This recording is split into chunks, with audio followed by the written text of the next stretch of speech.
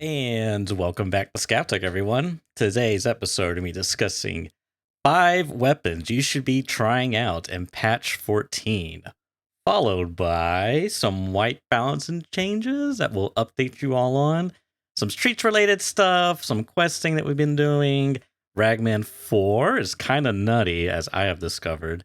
And that towards the end, we'll be discussing some arm stamina overswing stuff that Giga's been looking at, and possibly if we got time, I'll share some gray zone warfare details that a friend of mine was kind enough to share with me from their dabblings and reading all the interviews and such. Good roster of topics, Mhm. Mr. Church. Mhm. So, I hear you're level 42, That I am. gamer. Been doing the grind. I'm only 36. I've been slacking. Sure. I've had to try and redouble my efforts to get more XP. I'm on the XP grind now. I think because I was doing what was I doing before? I can't remember what I was doing. I was trying to get the thick case. That was it. So, See, I'm missing I was doing that. some of the stuff to try and get the thick case, and then got there, and I actually just needed XP again. That's why I was just like, right, we're redoubling our efforts and going on the XP grind because I was level 34 and I was like, I really want the thick case at this point. Like I've got loads of plates and stuff. Some people were like, oh, why are you keeping so many plates? Like, why have you got so many in your stash and da da da? And I'm like, well, the thing is, I want to test, right? I'm like, yeah, I can buy some of them, but every time BSG goes, we have changed the mechanic around penetration. I'm just like, okay, I'll back into raid. We all go, and it's like, I can't buy all of them necessarily. Like a lot of the plates I've got lying around is like class 5 Quran front. It's, like GAC plates. It's, these, whatever they're called, like cult locust class 5s and very like BR5 class 6 fronts for the Zabrala and stuff like that. Like I do have a bunch of level 4 ones still that I could technically buy, but like some of them are steel and some of them, well, it's just nice having them around. So anyway, I was focusing on doing that, and now it's just like, okay, let's just get up to max traders. I'm like slowly ticking off through the level 4 traders. So getting to purple 4 just now, then Nice. next level will be Peacekeeper 4, and then the next level will be Skier 4, and then 2 levels will be Mechanic, and then up to Ragman at level 42. So we're getting there, but like I've mainly been trying to do like streets quests alongside other stuff because they're just like, they give you so much experience, right? Yeah, It's like, I noticed that too. yeah, I'm like halfway through. Actually, I'm probably, what would I say this? I'm probably like 3/5 through level 36. So I've got about 50k XP because each level now, so that's like, if that's 50, that's 50. Yeah, it's probably about 150k to get from level 36 to level 37, which is a lot. But the streets quest is giving you 18 to 25,000. Yeah. So that's like, it's crazy. It's like the old quests were like 6 to 8 each. Yeah. And you look at some of them and it's like, damn, why do I even want to complete this one? It's like I have to get 2 tremor headshots and it gives me like 6,500 XP or something. Whereas I could like go and find a flash drive for Mechanic in the Concordia basement, and Mechanic's gave me like 22,000 experience. Like, Yeah. it's like literally one raid. And then you obviously get the XP on top of that. So you probably get 25k. So it's like, well, I only have to complete 5 or 6 of those and I get a whole level. So I've been trying to do that. I'm trying to combine that with dandies at the minute, Yep. which is that weird. There's that new one from Ragman. So that one is, I don't know if you've completed that, but that's the bomber hat and the Ray bench glasses, and you have to kill just entities on streets with that loadout on. So it's not too bad, right? Like I'm a bit worried. I think the glasses are one of those ones where you can see them from far in the fog. Yeah. I think, which is annoying. So I'm like tempted to take them off, put them on, and whatever. But like, there's not, like, it depends on where you are with the sight lines. It's not too bad. But I'm like, I mean, we'll talk about this a bit later, but like I'm 17 out of 30 through that quest, and honest to God, like 12 of those are PMCs. Like it's absolutely unreal. Like it's so stupid. But anyway, that quest gives you like 33,000 experience. And I'm trying to combine that with Punisher Part 6, which I've got another 9 kills to go, and that's like 20k XP. And then there's like the various ones like Developer Secrets Part 2, which I'm about to do, which is like 25,000 XP. It's just like, it's mad.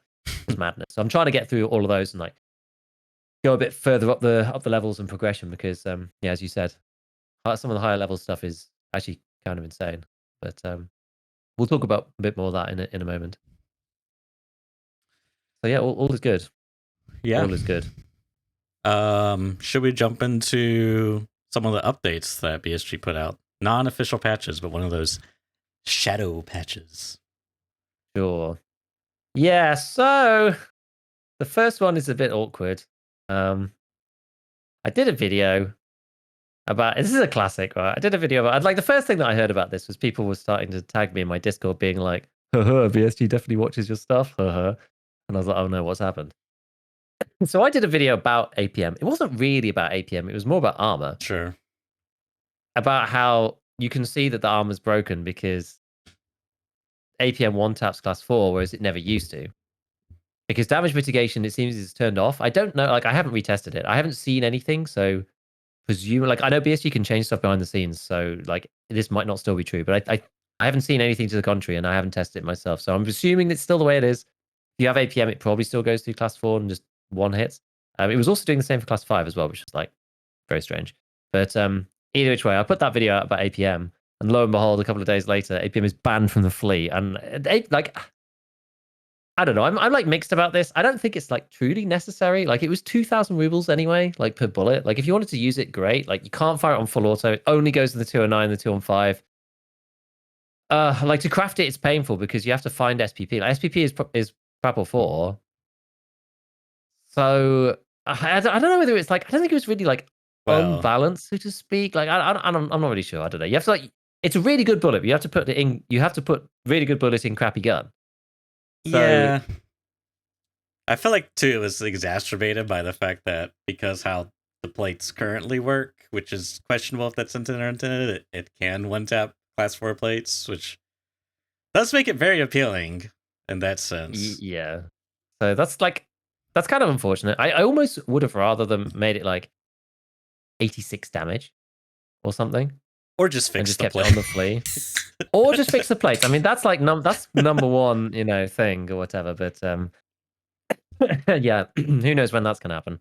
I kind of agree, but But also it's weird because it's like it's one of the few class 4 bullets that's like wasn't banned off the fleet because like M80 was banned for a long time now. yeah, PP, I don't think PP's 40 pin, is it? For which one? 762 by 39. It is 42 pen. Oh, okay. Yeah, I don't know because you can sell PP. I'm pretty sure. I think it's halfway between. So BP is 47. I gotta check. PS is 35. And it's 41 pen then. It's halfway between. That's how I remember it. So 35 plus 6, 41 plus 6, 47. So yes, it must be 41. So but PP isn't banned. No, You it's could buy not. PP Yeah, and it's cheaper than APM and it two taps through class 4 but it and you can doesn't go one full tap. auto. It doesn't one tap. No, this is true. But it's like you can fire a full auto though. Well, I don't know, the man. other thing that was kind of lame about it, the APM, is that as you said, you had to either find the SP ammo or you had to get it from Prapper, which it's fine because it's still so out of stock. But I literally like to craft the because it was actually insanely profitable to craft in the hideout to sell in the flea. But you had to be there like the minute, like the millisecond Prapper reset to buy the SPP. Otherwise, Yeah. you couldn't do the craft. I guess there's like the barter trade, but that one's like awful. It's like yeah, you get like 8 per It's like blue you tape. 8 for 2 blue tapes or Yeah, it's something. awful. Because yeah, I didn't think that I didn't think that it was profitable because like sometimes I'll just use like Tarkov.dev because they've got that sort of like they've got it linked to like Tarkov Market, so you can just like see. And I was like, oh, it costs like 4,000 rubles to do the thing, but it's because I had like my traders levels at like 3 and stuff, so I thought it was like 4,000 a ruble to like 4,000 rubles around to make the APM, and I didn't think any more of it. And when I said it on stream, people just like, lol, no, it's like, wait, it's like really good barter. I was just like, really? Oh, sorry, really good craft. I was like, really?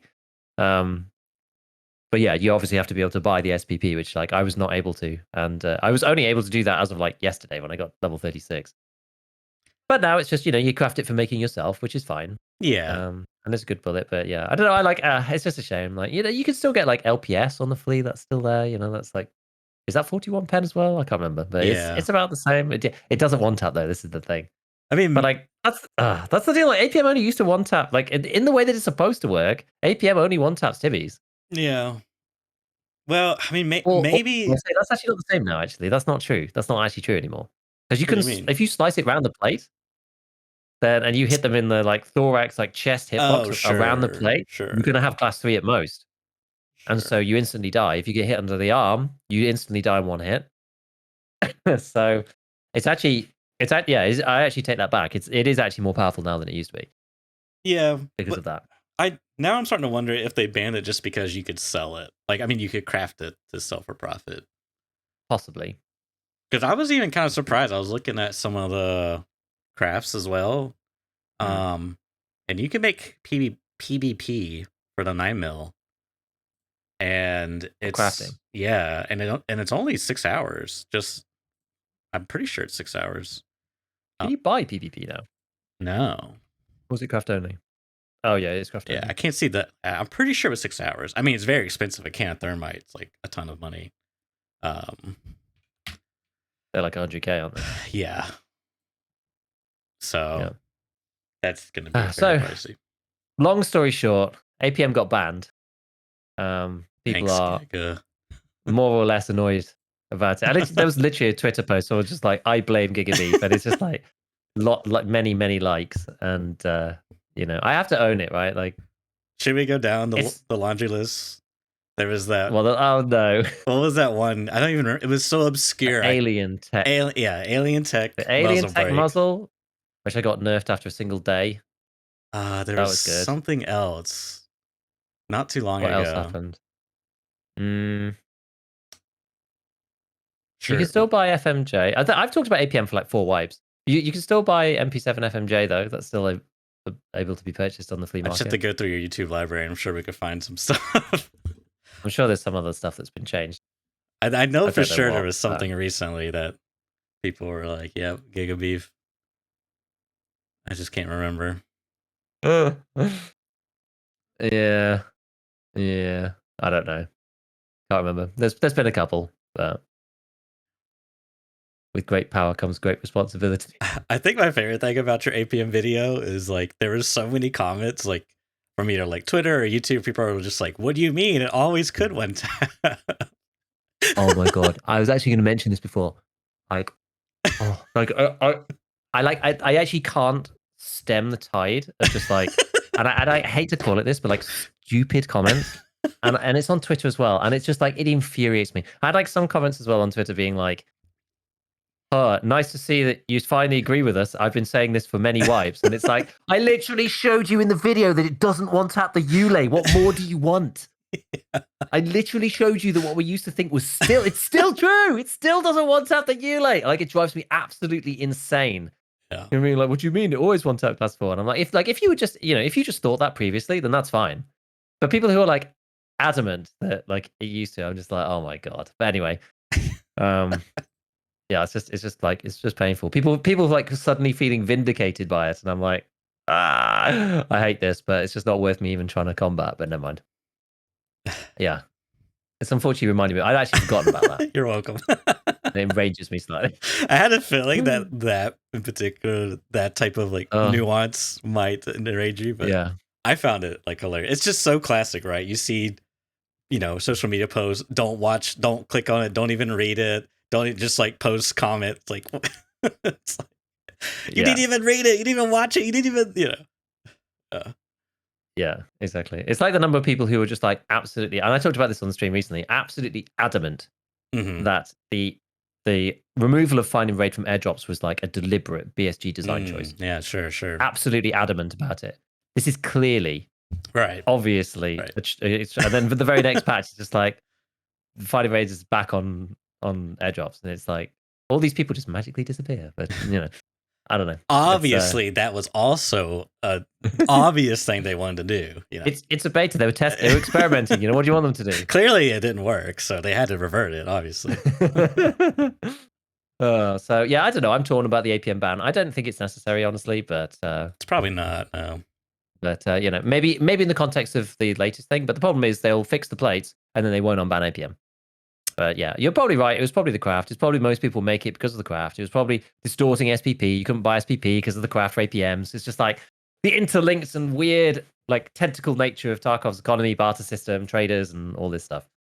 So the other big update, which still a lot of people are not aware of actually, because loads of people coming into my chat, like discovering this for the first time, like yesterday, is So It Good Part 3. The handing in of the 2 Zabrallos, one above 50% and one below 50%. This started out with, well, it was a combination of the fact that like the quest was bad at the beginning. We'll just go through the full history of it for those of you who weren't paying, like who just weren't up to speed with it.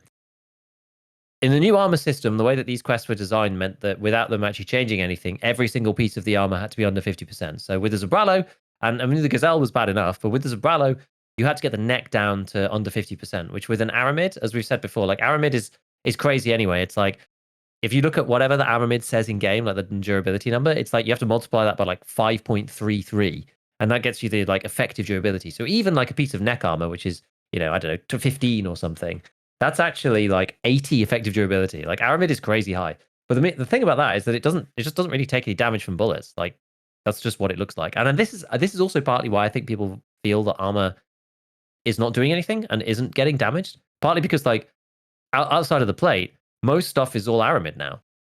There's like a couple of exceptions, the Yule being one of them, and some of these low tier armors. But like everything else is Aramid. All the carriers are Aramid. I don't think there are any plate carriers that take like replaceable plates. I don't think there are any of them that aren't Aramid underneath. And because Aramid has these like these crazy multipliers, it's like absolutely insane. Like what was, I know this is a slight deviation, but let's go through everything. So the Gen 4, oh, I'm in the wrong bit. I want to be in the handbook. The Gen 4 Assault, or the full, I guess full probably has the highest health. Oh no, they've all got the same chest. So the Gen 4s in general have all got 52 HP on Aramid. Times that by 5.333, and that gets you 277 effective durability. Yeah, which isn't a lot. Which is a lot, right? And not to mention that armor generally takes less damage when bullets don't pen, and class 3 probably will get penned more often than it won't get penned as well. So it's like, okay, well, how much damage did you actually take? It was 277. You took like 20 armor damage or something, and then divide that again by 5.333. So you've gone from 55 to like 48. What did I say the armor was? Was 52. It 55? 52. Yeah, okay, so it's even less. So it goes from 52 to 48. And you go, oh, the armor didn't save me. And it's like, well, no, it's just because it's got like 5 times the durability that you think. Because like we're not used to using Aramid armors because before they were like 2. Yeah. And there was like the Packer. Yeah. And that was it. And like the DRD, which no one used before. Right.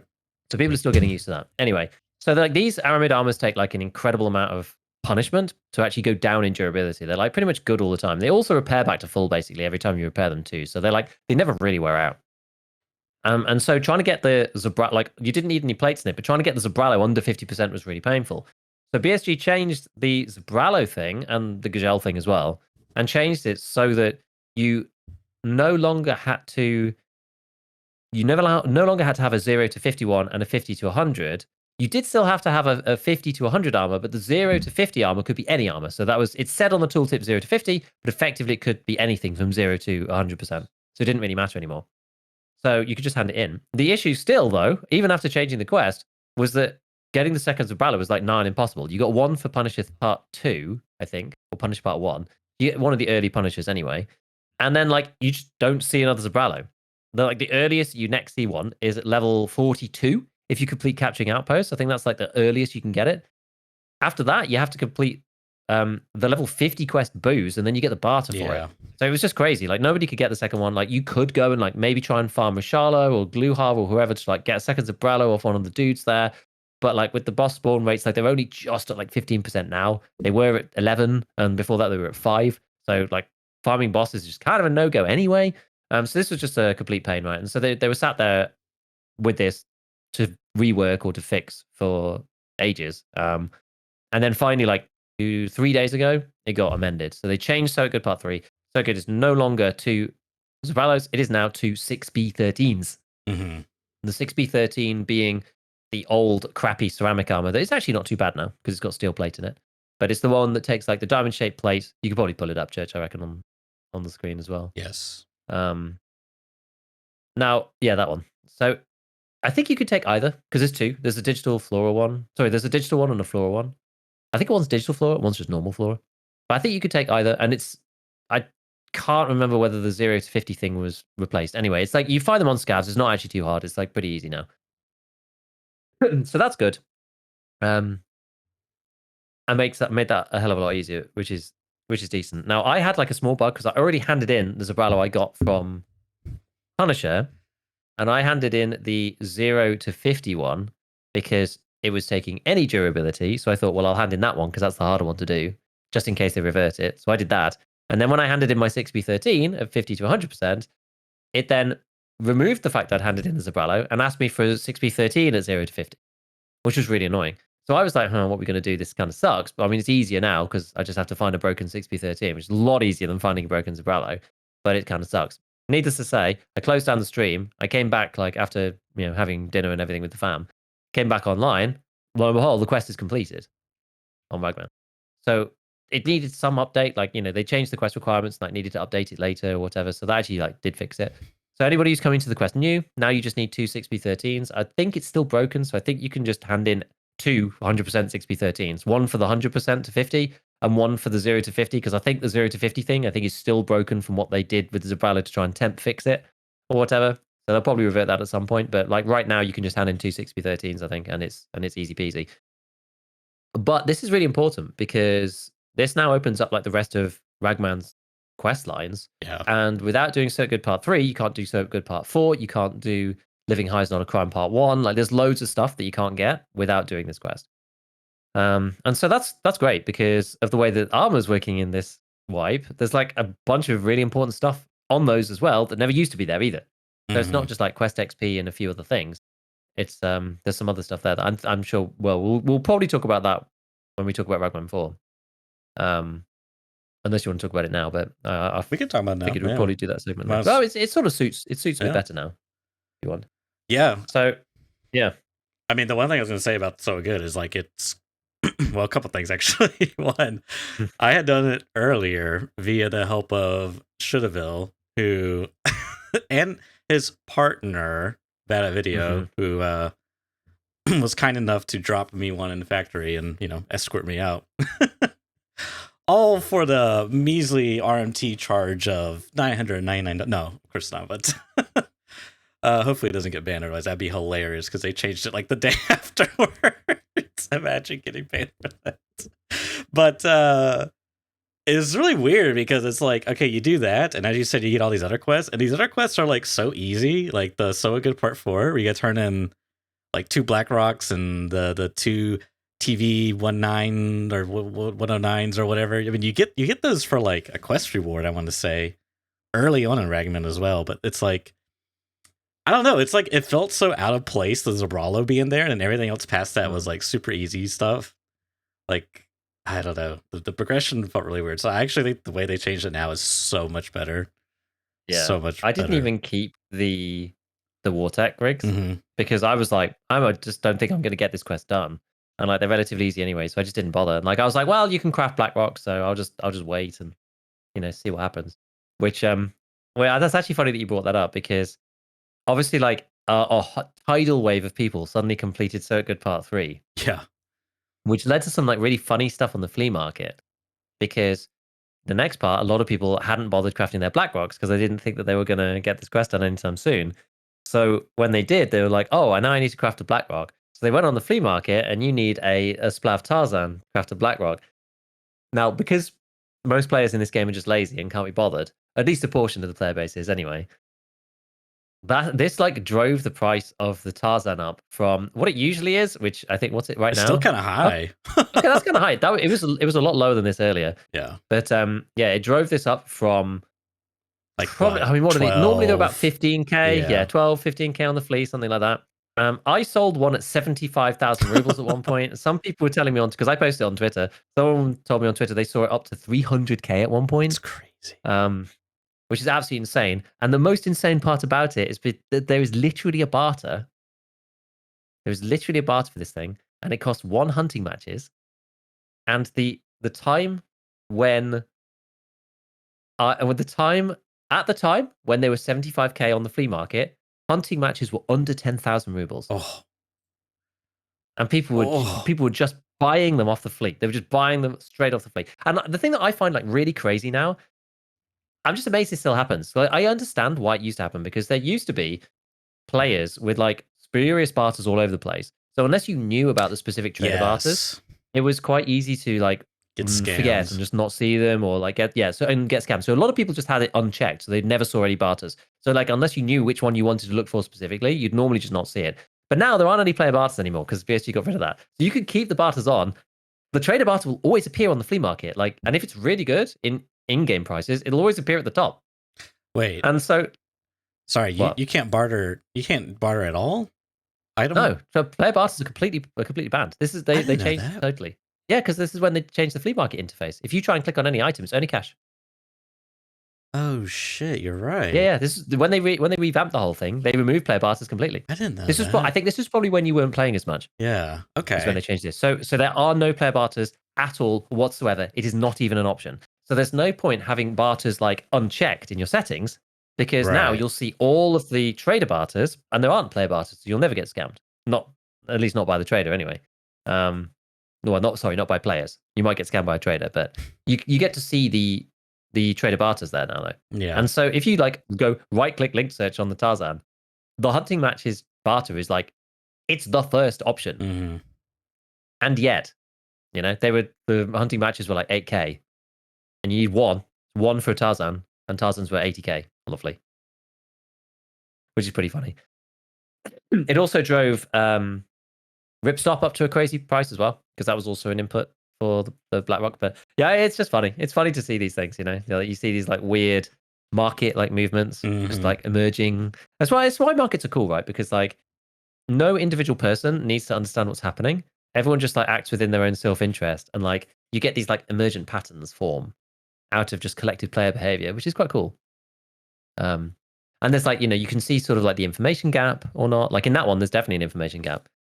Like it's one of my favorite barters because I like the Tarzan because it's super cheap. I still prefer the Thunderbolt, but yeah, so that was fun. So yeah, there was like a bunch of people just like farming scavs for like Tarzan rigs on like wherever. Like you just run around factory, just like hoovering up Tarzan rigs and selling them on the flea for like 80K. It's quite good.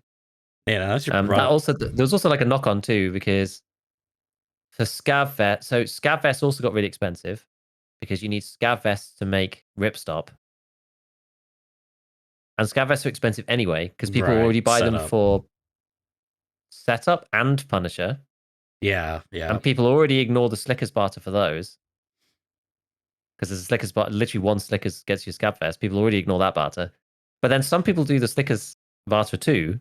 And because Ripstop was so, like, it was so inflated, even Slickers got expensive.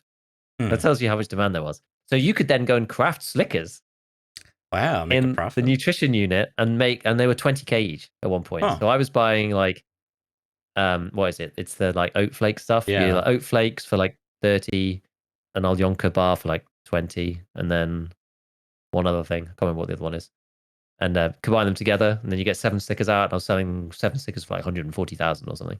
So that was short lived. That's gone away again. But like it's quite funny. Like I like the the ripples. It's like the BlackRock, which requires this thing, and then there's this, and then there's the Ripstop, and then there's the Scab Vest, and then there's the Slickers thing, but then there's a craft for that, and it's like just the way that it's all interconnected. Like if you know how to navigate these things, you can like pick the weak point in the supply chain and like make a ton of money. The spider web that is the Tarkov economy. Exactly. I'm sat in the middle, the big black spider, just like feeling the lines. Exactly. So yeah. So that's that. So which is pretty good. But so good part. What does so good part 4 give you? I think that's the so good 4. Is that the Gen 4? I've literally just been looking at this. Oh no. So okay. So good part 4 is the tactech craft. Yep. Which is really interesting. So I'm literally in the middle of doing like a class 5 video at the moment because it's the long story short is that I got to level 35 and I was like, I still can't buy class 5. What's going on? Like where actually is it? So I kind of went through and did my usual sort of spreadsheetiness of it because before you could just once you got to Purple 3 you were like, oh, I could just pass for the Corund now.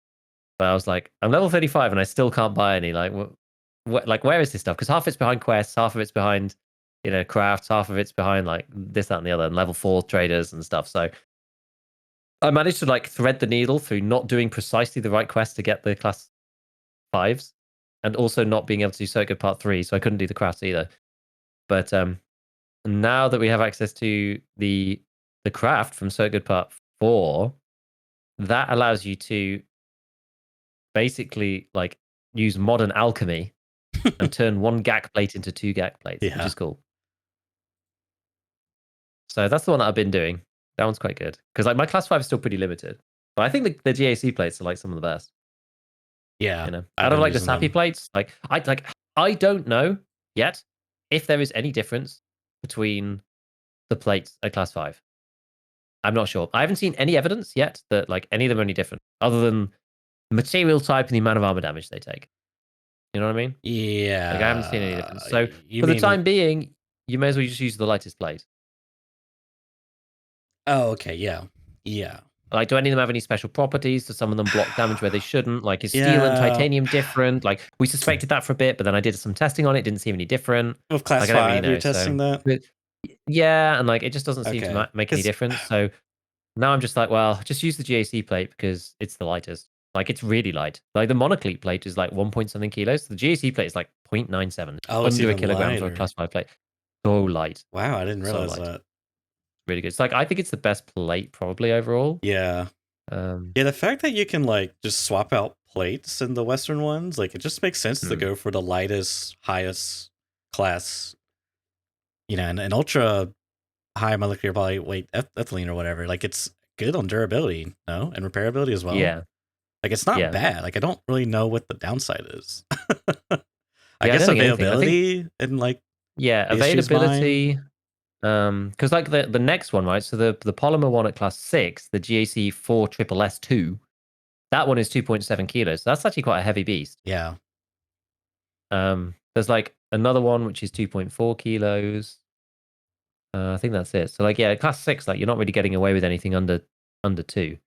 So to have class 5 at like 0.97 is like insanely good. It's got like really low debuffs. It's like -1 move, -1 ergo. It's weird because it's the only light plate in class 5. It's literally the only class 5 plate that's light. But in some ways, I think that's an advantage because you can like the heavy plate is technically better. I think the heavy plate like Granite one. what do they call like buffs or whatever, like the skills. You know, the skill that you Oh, get for the heavy plates. skills, right? Yeah. I think it's technically better, but it's like 25 million times easier to level the light plate skill, especially now.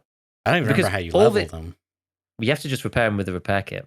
Which brings me on to another Oh. topic actually, which is don't ever repair anything with the repair kit if you actually want it to repair Yeah. properly, because right now it doesn't repair properly for some reason. Like even if you just repair just the plate, I tried this. Like I had a plate right in my stash, and I did the right click repair and used the thing. It didn't repair it all the way. Mhm. It was No, I like know. 42 out of 45. It's like what? Yeah, it's really Why? annoying. I thought maybe Yeah, it and was a some people, bug because of like all the plates inside of the rig thing, yeah, but no, it's just and some people in my chat were like, "Oh, you know, you just have to press it a few times." And I'm like, "No, man, because that. it's like reducing the max durability Yeah, every that time. Like you doesn't work. can't, like, no, that doesn't help." That's sure. I don't know because I actually did do that, and this one's. I think it was actually this one. It's 44 out of 44. That's probably because it's polymer though. Yeah, but shouldn't it be decimal points when you look at it here? Yeah, yeah. Put it in a rig. You can't see the decimals without Unless putting the plate it's inside something. So oh, you have to put it in, and then you mouse over the slot, it's right on. Yeah, I don't know. and that's where you see it. They might be right though, but I'm not confident. So I'm not just- confident either. I don't know. I think that I don't think that works because it does do a repair, and so it will affect the max durability. Yeah, I think yeah. for something like steel and polymer, it probably doesn't matter that much. Right. But again, it's just like I think I saw there was Teratex was talking about points. I think he was like, haven't power leveled or cheesed any armor stuff. Well, you know, Terra is like level 60 something, you know, and he's Jesus. just like played normally and repaired stuff. He's level 6 light vest and level 3 heavy. So like it just takes an eternity to level. It's just no point. But like that's the only real difference I could see is that the light plates, like you can cheese light plate leveling a bit easier because you can buy light plates just from the fleet, broken, repair them, sell them. Heavy plates is like a lot harder because there's just less armors for it, and especially now because it's all like plate related rather than aramid. All the aramid's light. So yeah, so I think that one is really good actually. The Tac Tech craft from So It Good 4. Mm-hmm. That's actually really, really cool. And like I think I don't like I was looking through the wiki, the wiki's not right about everything yet, which is still a bit annoying, but just the way it is. Like there's so much stuff that's changed. It's hard for them to get everything up to date. It's like we're getting there, but there's still a few differences. I think so according to the wiki, So It Good Part 1 begins at level 25. So if you just like rattle through the quests, you could end up with that I don't know, like what do you level 3 lavatory? Do you need mechanic 3?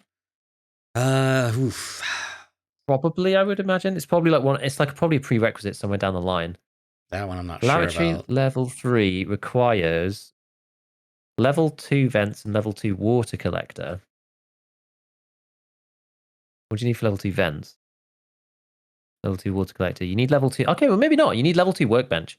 So maybe it's level 20 then. Okay. So in theory, at level 25, you could get access to that tech craft and start like producing GAC plates every 8 hours. Because The only issue being, well, because you can get to level 3 lavatory and finish circuit 4. like, okay. The only issue being what? But it's really early, right? I'm just saying, yeah, the only issue being you need a GAC plate to start the process. If you don't have Whoa. any plates of that form, Right. you actually can't do the craft. You can turn one plate into 2, but if you have no plates, you can't make a plate out of thin air. You get, no. So I think the earliest one, yeah. So people are saying, like, I think you get HPC rig. You get a, maybe you get HPC somewhere. I know if you do Living High 2, I think you get ACPC. I think. But that's like you have to complete like a few things there and do fuel conditioners and whatever. Because the only other way, like the earliest trader way you can get that is Ragman 4, because you have to have the HPC barter. Maybe you do get a HPC now. I don't know. I didn't think you did, because I've only got 2 HPC rigs and they both came from the Scav case from the Moonshine. Living High's Crime Nut Part 2, you get a AACP. Yeah. So ACPC, you can do that from Living High 2, and that's like one way to start it. And I think you also get a craft for the ACPC as well, doing that one. So you probably actually don't need to even craft the tech, because the ACPC craft is like quicker, also has GAC plates in it, and gives you 2 sappy side plates as well. So it's actually technically better, I believe. What comes in the plates comes in that Osprey, I wonder. Icon, I think. Oh, okay. Yeah, okay. It's not So the the one. GAC plates don't really come in very many. What have I got here? Yeah, so the level 5, so they come in the Goons SNS Precision, ACPC, the Hexattack HPC, the Tech, and that's it. So you kind of have to you either have to like find one of those 4 armors, you have to find a plate on its own in like a stash, you have to complete Living High 2 to get a ACPC to kickstart the process. And the way I did it, get one of the armors in the Moonshine. So I got 2 HPCs out of the Moonshine. That allowed me to kickstart the process just now. Otherwise, I still wouldn't have one. Or get to level 42 for Ragman. Or have a friend drop you one. Like, there's a few ways. You know, you just need one. Once you have one, you can make as many as you like. Obviously, time gated. You can only make 3 a day. And 4 a day, I think, with the AACPC. And then you do what I've been doing, which is like you put a front plate class 5 and then a back plate class 4. What are you confused about? What are you looking at now? Sorry, I was just clicking around. So I just noticed there's 2 plates, technically 3, but 2 plates on Peacekeeper. The, oh god, Elpharos, and then the New Sphere. And the New Sphere is aluminum 45, 2.15. Oh, okay, I guess that's the difference maker. Anyways, the ceramic, the other one's ceramic, which is also 45, but the ceramic one's more expensive, or more expensive by just like $11 or so, whereas the New Sphere is a little bit cheaper. But I was like, why is that the case? Because ceramic's worse, but technically this ceramic's lighter, so I guess that's the difference there. Or you just go on the flea and buy the monoclete. Or you just go on the yes. Because it's by far the best one, as far as I can tell. It's also really cheap. Like, I don't like 23,000 rubles. Like, that's really. I think it comes in a few different armors. Yeah, it's pretty common. Trooper. Yeah. The Emek, I'm pretty sure. Banshee. Emek. Yeah. And the Trooper. Yeah. And you find quite a few Emeks and Banshees, I think, around. Yeah. So. All right. Shall we jump on to Ragman 4? Yes. Okay.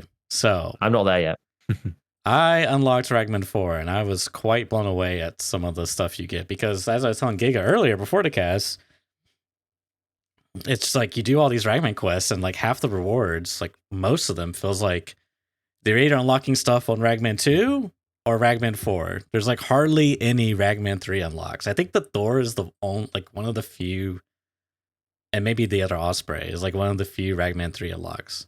Like, I'll put you like this: the ones that you do unlock on Ragman 3 are like just not useful, but there's like a ton of stuff you get on Ragman 4, like innately plus the unlock. So I was like, dude, this is kind of crazy. So you could get the, pretty sure this is like just an innate thing you get, the granite ballistic plate, side plates, class 6 ceramics, 20 armor points. It's like a little bit heavier than some of the other side plates, and like, yeah, it has like a little bit more penalties, but like it's cheaper. Like, it's actually just cheaper than the run you buy from Peacekeeper. Like this one's 16k. The one you buy from like Peacekeeper, the nicer one. Let's see if I can find it real quick. Is that the ESAPI? Yeah, the ESAPI. This guy, the one for 157. This just costs more rubles. Like, unless you just want to spend your dollars, sure. But like for, this one just costs less effectively. Like, yeah, it's a little bit heavier, but I don't think that really matters all that much. I've actually had the side plates save me, so I feel like they're kind of worth. I didn't think they were ever going to do anything, but they actually have done stuff before, so. I think the only interjection that I would make on it is that the granite ballistic is so I've got like a few different categories that I've slowly been like compiling the master list, and I'm pretty close. I think plates wise, I think I'm there, pretty much. But these ones come under limited universal, is what I would call it. Oh, interesting. So they can't go in everything. I did not know that. They can go in most things, and interestingly, they can go in some Western stuff. So they can go in the Osprey, they can go in the Thor, they can go in the ANA tactical rigs, they can go in like the Eclipse RBAV, the MMAC, Strandhog, stuff like that. But they can't go in the Gen 4, for example. And they can't go in like most of the rigs don't have side slots, but there's like some random things that they can't go into, which is a bit strange. Yeah, I see that. Interesting. I did not realize but like that. some of the good ones they can go into. So it's like, Zabralo, Gazelle, Karasa, like these are all Eastern stuff, so that that makes sense. Defend, overdo, But then it can go into the OTV, the 2 Thors, the ANA M1 and M2, the A18, the ACPC, and the 2 Ospreys, I believe. That's good to know. Which is quite interesting. Yeah, so you get like some Alton wrist T face shields, different, the class 4 face shields. You can trade a GPU for a Vulcan. Pretty bad. You could buy the Shattered Mask for 8,000 rubles at Ragman 4, which seems really like weird, but it's there, I guess. Like, I don't know if you really like the Shattered Mask, you Labs mains. There's tons of armors, but like it's mainly kind of the barters. So like one thing I was looking at was like the slick, and this is like just so weird and bizarre, but it's still like pretty much the same trade as I recall. I think it used to be paracord, so maybe they changed that. Anyways, it's 3 troopers, 6 Kadoras, 1 Aramid, 6 Aramids, and you get a slick, and it comes with the class 6 plates. But the catch is like you could just sell the naked slick back to Ragman for like 150,000 rubles, which is just like what? And so it's like you effectively pay for like the cost of the troopers pretty well much. Like the troopers are usually like 80k on the fleet. Maybe they'll start going up. Like right now they're down to like 55k, and like they don't have to have the plates. They can just be the naked trooper, right? So it's like you're effectively just buying the plates, but you have to do like all this like weird like jumping through hoops. But it's like kind of like, I haven't done the math, but to me it just like, my guesstimation, it seems like pretty worth doing if you want the class 6 plates. Like it's not that expensive. The same with the like, this one's a little bit more expensive, but the HPC, you can get the GAC plates, the ones we were just talking about. Yeah. The class 5 ultra poly. They're for 3 rollers, which is more expensive for sure. Because I think the thing only sells back for like 50k, like just the naked part. Actually, I could probably just find out. I'll do one real quick. So it's probably like 70k for plate or 65k for plate. But I mean, they are the best class 5 plate in my opinion. Yeah, and you get 2 plates. So let's see. Gotta refresh. Okay, so 33K. It's not as much. Okay, Just so it's quite selling them low. back. Yeah. So what? You pay what was those, like 60K? So 90K divided by 2, 55K for the plates, something like that. Quick Would you say it was maths. 90? So So the what was the total? rollers, 100. It was like 180. Were they 60 each? Something like that. The rollers. yeah, 60 each. And the rig Okay, sells so back for 180, 30. and then the rig's 30. Oh no, it So says that's 120. 150 divided by 2, 75. Yeah, so it's Yeah, you're 75K right. each, something like that. Something like that. Actually, kind of pricey.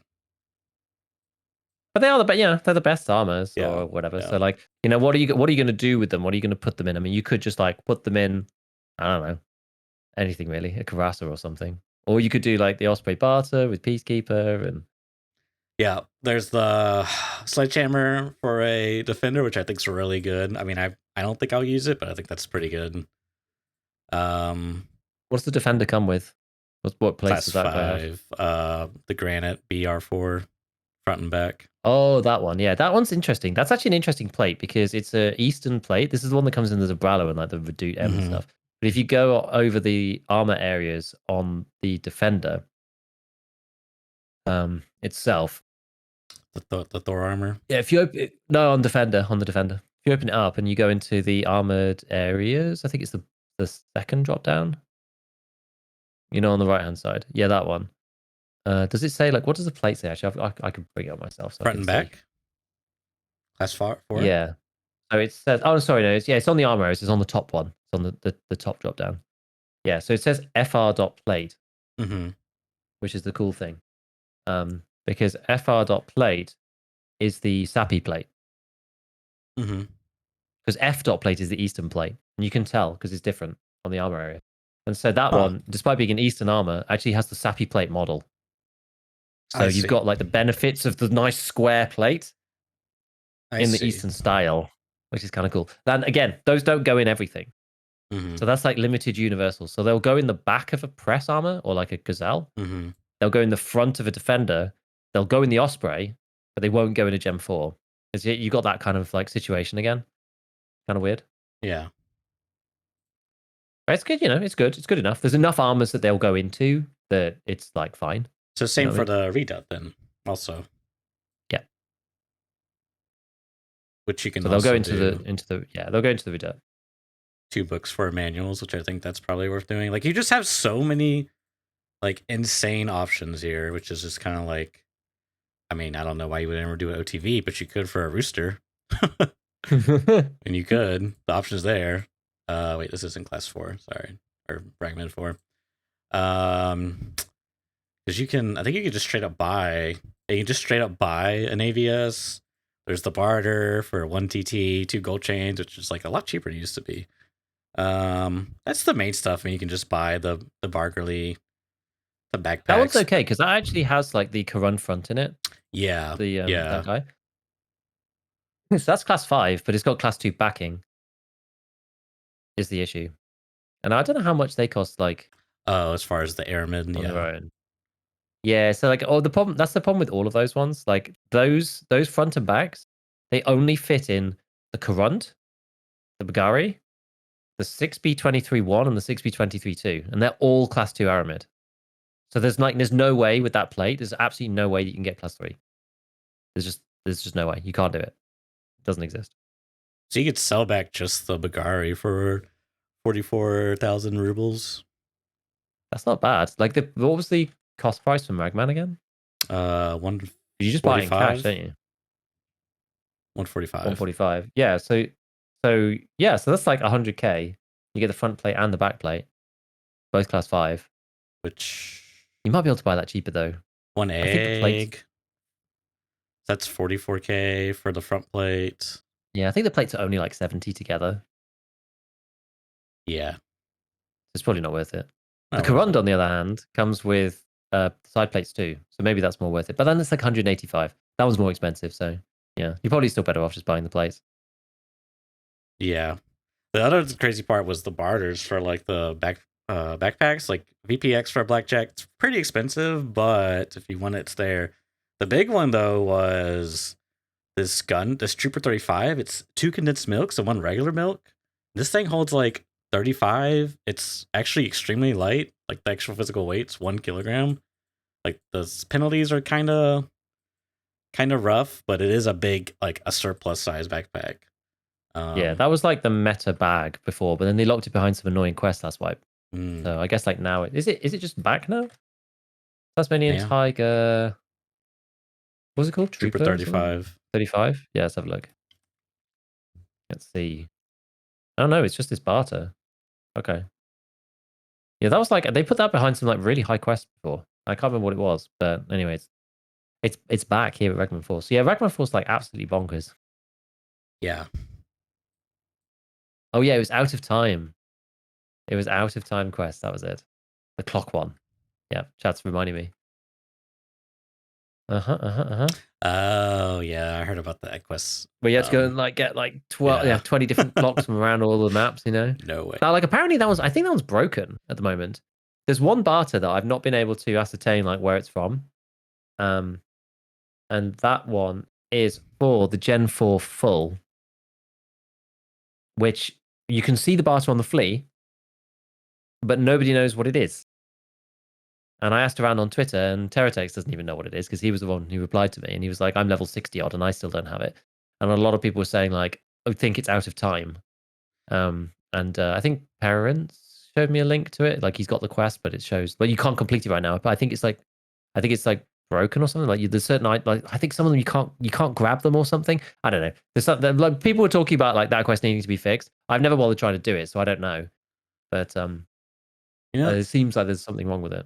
the other one I was really curious about is the Anna Tactical M1 Mm-hmm. barter. I couldn't find it on the wiki either, but it's locked behind a quest. And I don't Oh, know. that's true. I still have that as question marks as well, actually. Yeah, like I wonder if that's like I'm kind of wondering if they're bugged, like they forgot or something. Yeah. 'Cause I don't know where, like I don't know what that would be because there's only.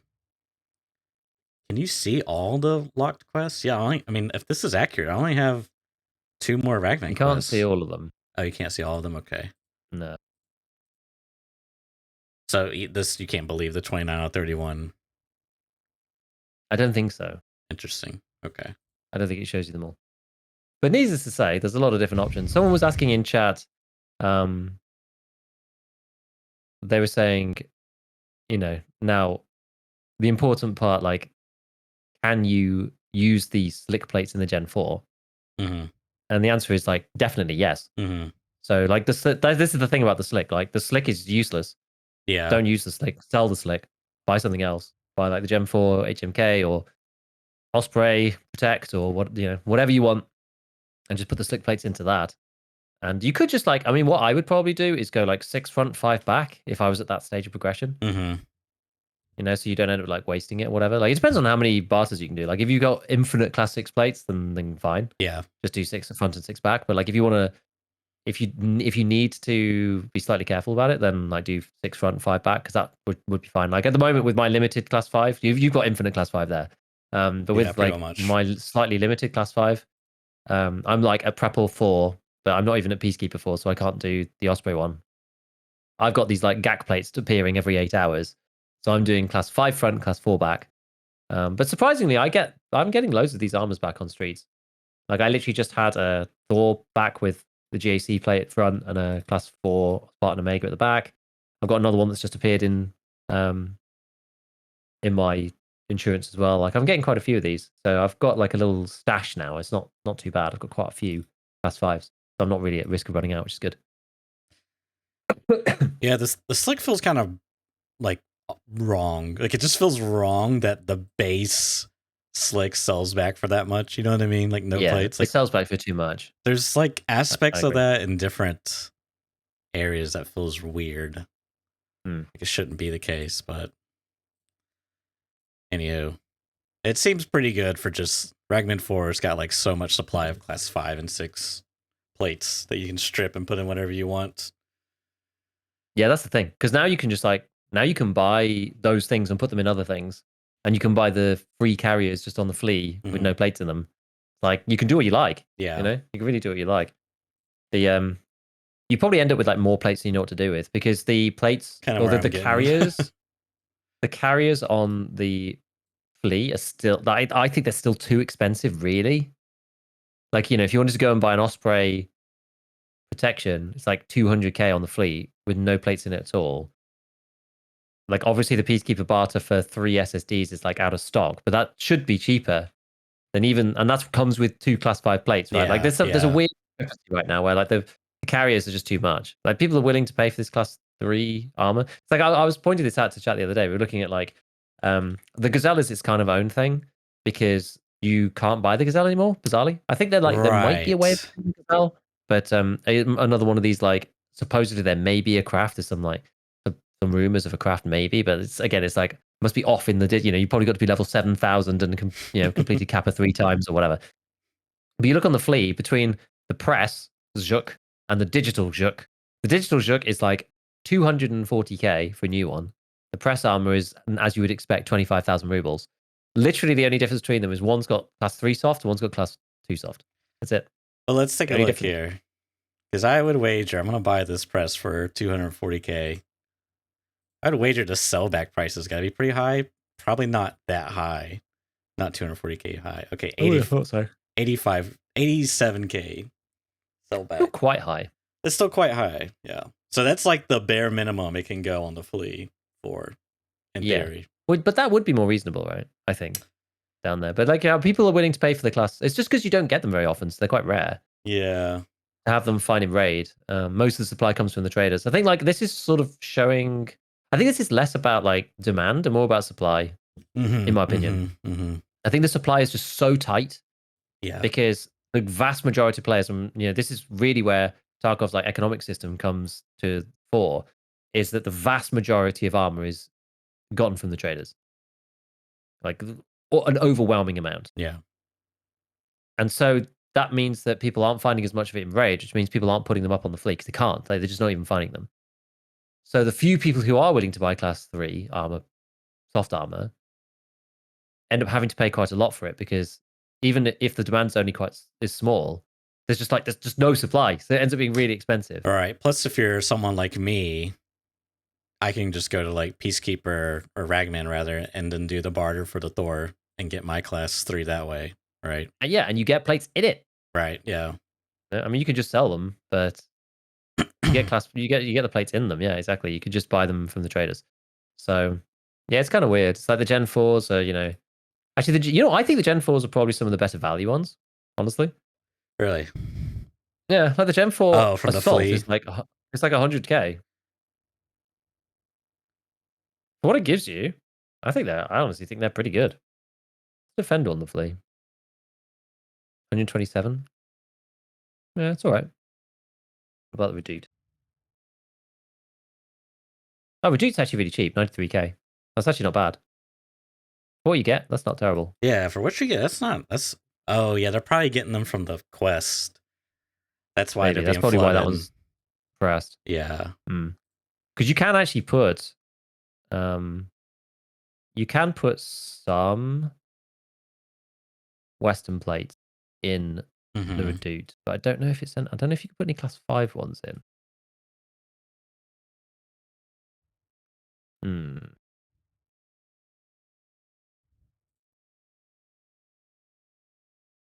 wonder whether that's just because it's not coming up.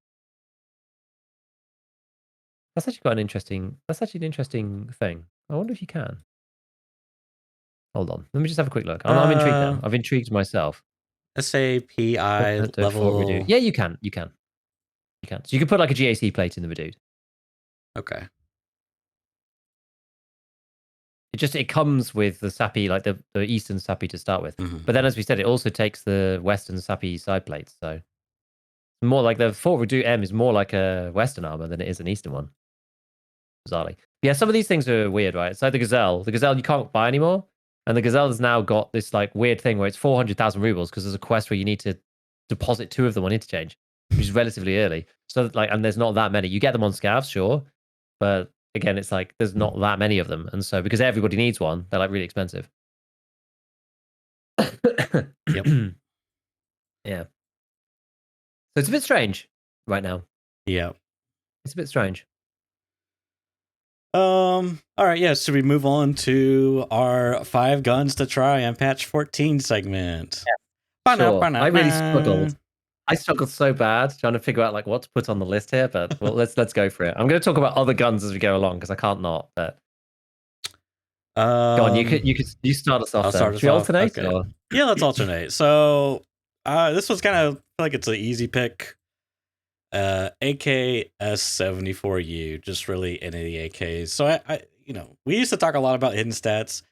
I've heard they're still in the game. I actually did try an AK 101 and 102, and it does kind of prefer like a left, diagonal slant instead of being completely vertical. The recoil is like slanted, which is interesting. But hidden stats, apparently they're still in, but how much they matter, no idea. But anyways, AKS74U, I think it's pretty solid choice. Unfortunately, I feel like BSG have kind of ruined the AKs, not only 7.62, but the 5.45s, because there's so many of them, but the AKS74U is just kind of just the better choice. I think maybe in the very early stages of the wipe, the longer AKs might be better, like stock in some niche scenarios or like with limited modding. But now that they added the new Pilgrim, what's that called? Receiver, where you can like slap on optics on the rear. You can even slap on scopes. Like I was actually using a you're gonna cringe, but I was using the PLAD 4X scope. Oh my god, really? early in the life, yeah, I was using this with the new Goliath M-Lock. And I was using just to take out sniper scavs and such, yeah. But that is goofy looking. It's I you know what? You say goofy, I say tactical. All right. I think it looks poggers, bro. Slapping the new is this new? Yeah, I guess it's kind of new. The 20 round mag in there. Get that extra ergo, you know what I'm saying? I'm all about the ergo this swipe, which is a lot of fun. But yeah, I mean, this thing, it just, early, it's just a good all around gun. Early wipe, late wipe. I mean, the late wipe meta build is pretty much the same, in my opinion. Like, even if you wanted just to kit it out early on, once you get flea with the XRSU 74U, the big, the meta handguard, because you get like 2 of them as a quest reward, they're constantly being flown to flea, so you can like, you can get them pretty cheap. But yeah, I think this gun's just good all around, cheap, fairly easy to mod, especially now with the new options. You could do the PT1. With the Pilgrim thing, with that Pilgrim backside thing, it just makes it so easy. Yeah. Once you get the rubber butt pad, if you don't have like max traders, you can just do the PT1 and the butt pad on it, because apparently that's a thing you can do now, and it's the same as the PT3 stats wise. It's heavier, but it's cheaper.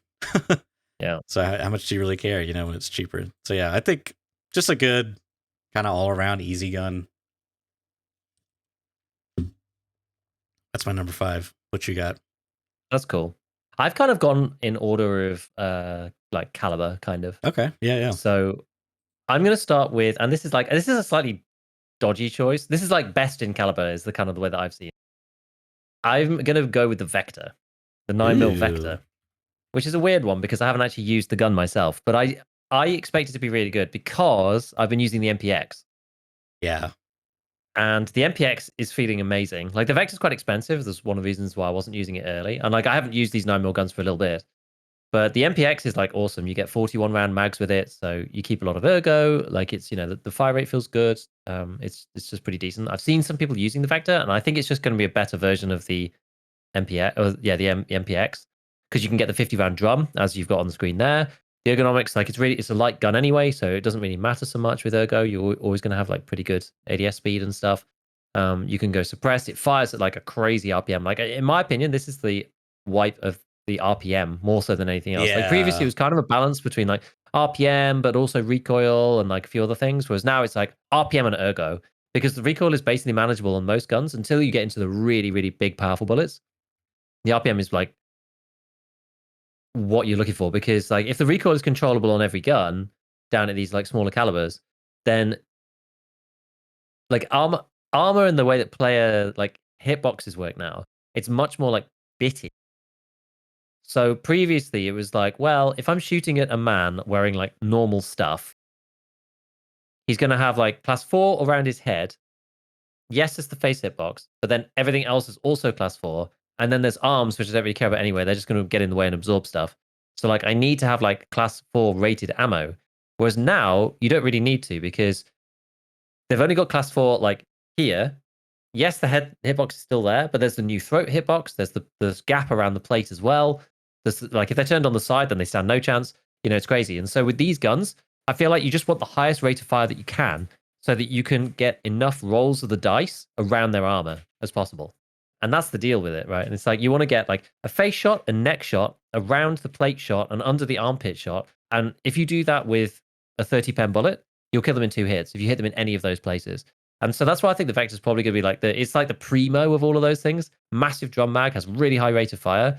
And you could just buy AP 6.3 like crazy. I think they upped it was sold out constantly on Peacekeeper, but you can like buy it every reset now. And I've got loads of this stuff.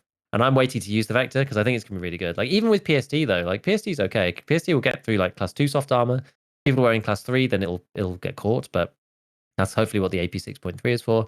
But you can buy like 210 AP 6.3, so it should be okay. Like half stack your mags with PSD, do the 50 drums, which go in a 2x1 slot. I think this gun's going to be sick, actually.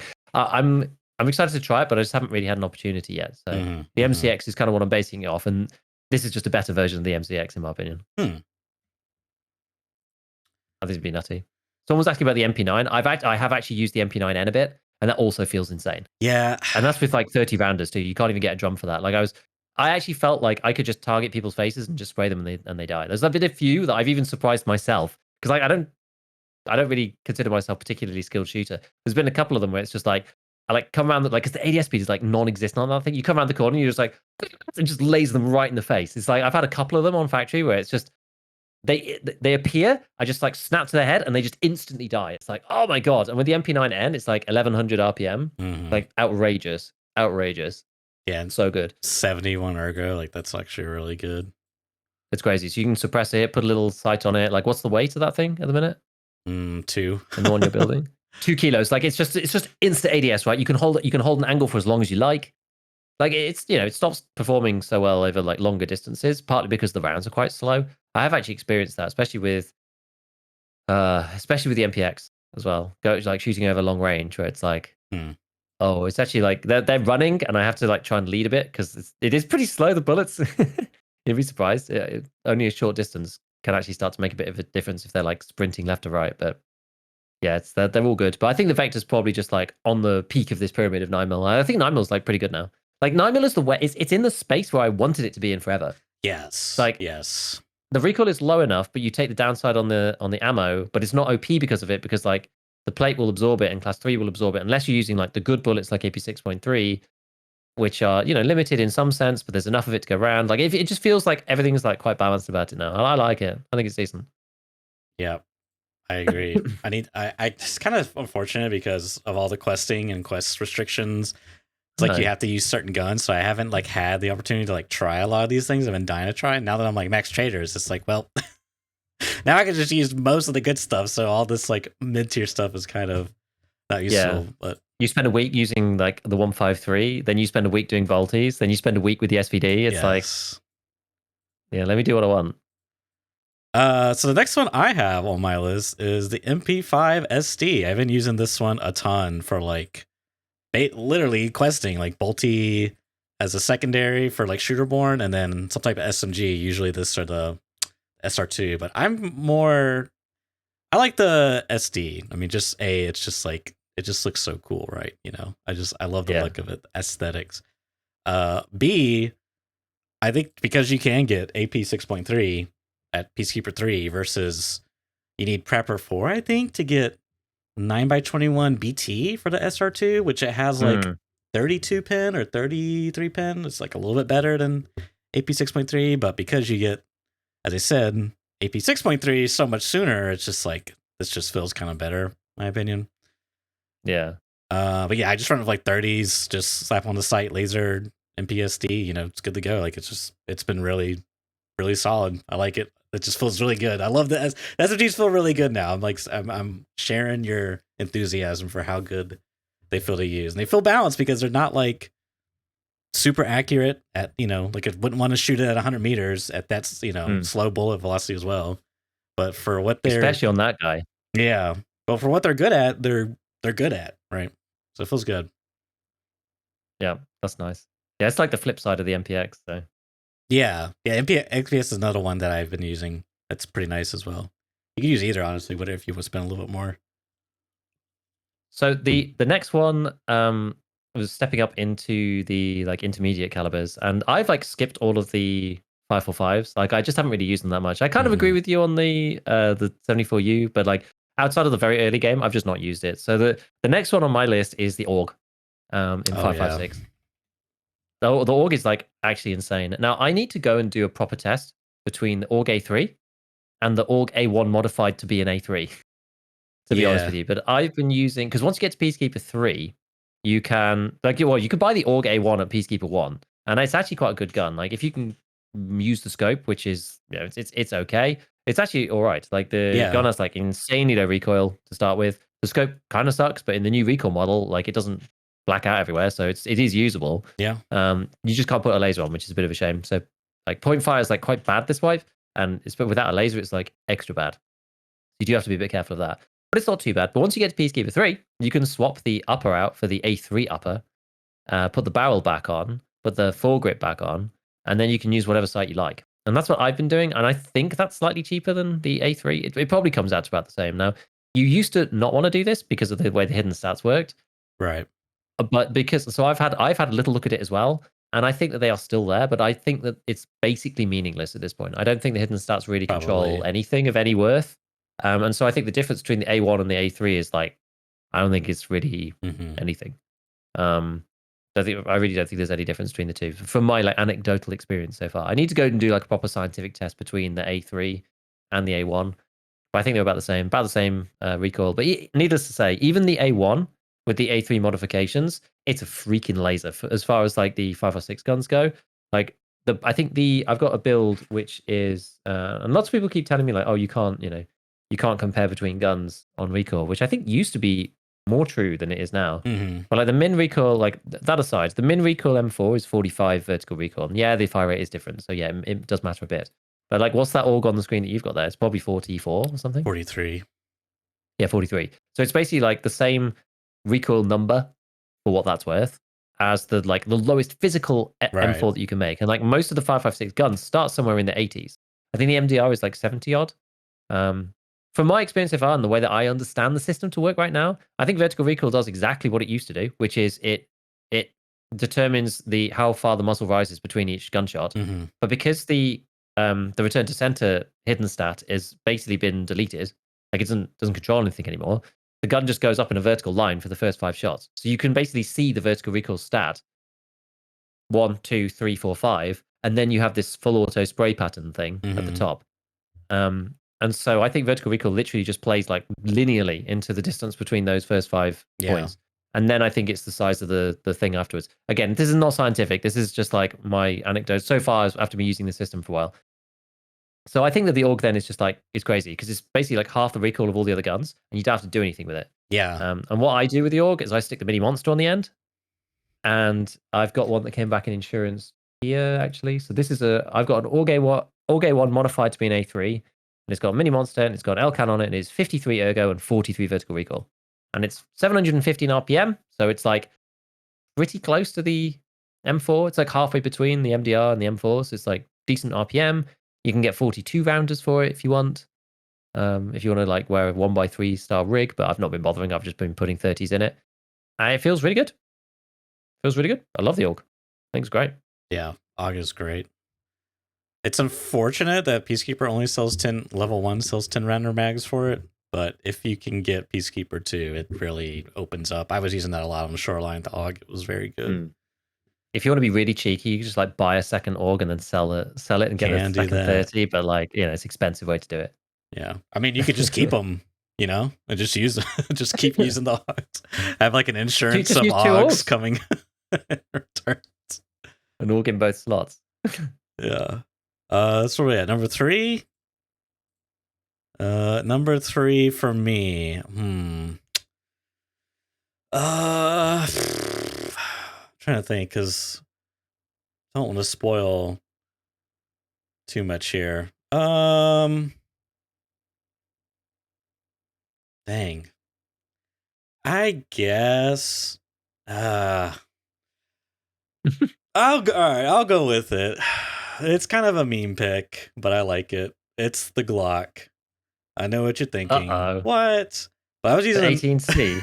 no, the 17.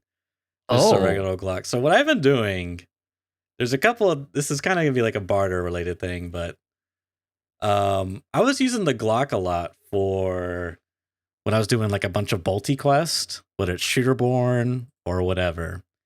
And because the pistols actually work now, like the bullets actually go where your irons are. There's not this weird. There used to be this issue of pistols where if you spam the pistol too fast, the bullets would fly low. And we think it's because how the game gun animation physics worked is the pistol had like all the pistols had like an extremely high return to the center time, but they had like insane recoil. Like this one has 280 right now. And because of that, it would like snap back, and when it would snap back, it would like divot down. So if you've depending on the cadence of how you shot your pistol, there's a potential that your bullets would fly down below your sights because of how aggressive the snapback was. But that seems to be gone now. Like it feels the pistols basically go where you shoot the bullets. And what I was doing is I was using this Glock with like the orange, not orange, sorry, the ghost ring sights. Is that they just look so good. Unfortunately, they cost euros, but there's a different ways you can circumvent that. But anyways, and I was using that to take out scavs with like PSO bullets, and then use my Mosin or VPO whatever to like shoot at players or sniper scavs or whatever. And it just felt so good. I've killed PMCs with it. Even like it just feels so. I can't describe how good it feels to shoot like the irons Glock. Like I don't know, it's something about it, but. There is a couple of like pretty good barters you can do. One is it's probably easier to get the pistols. There's this one, the Glock 17 with the orange slide. It comes with a few different attachments. It costs 2 tall WD-40s, and you basically can sell back some of the parts to pay for like the cost of some of your components for the barter. And I would just put like the suppressor on that doesn't block the irons, and I would buy like the irons I like because I think the irons help a lot. And then there's the this one as well, the Glock Spartan with like this has like the best parts on it in terms of Glock, like for stats wise.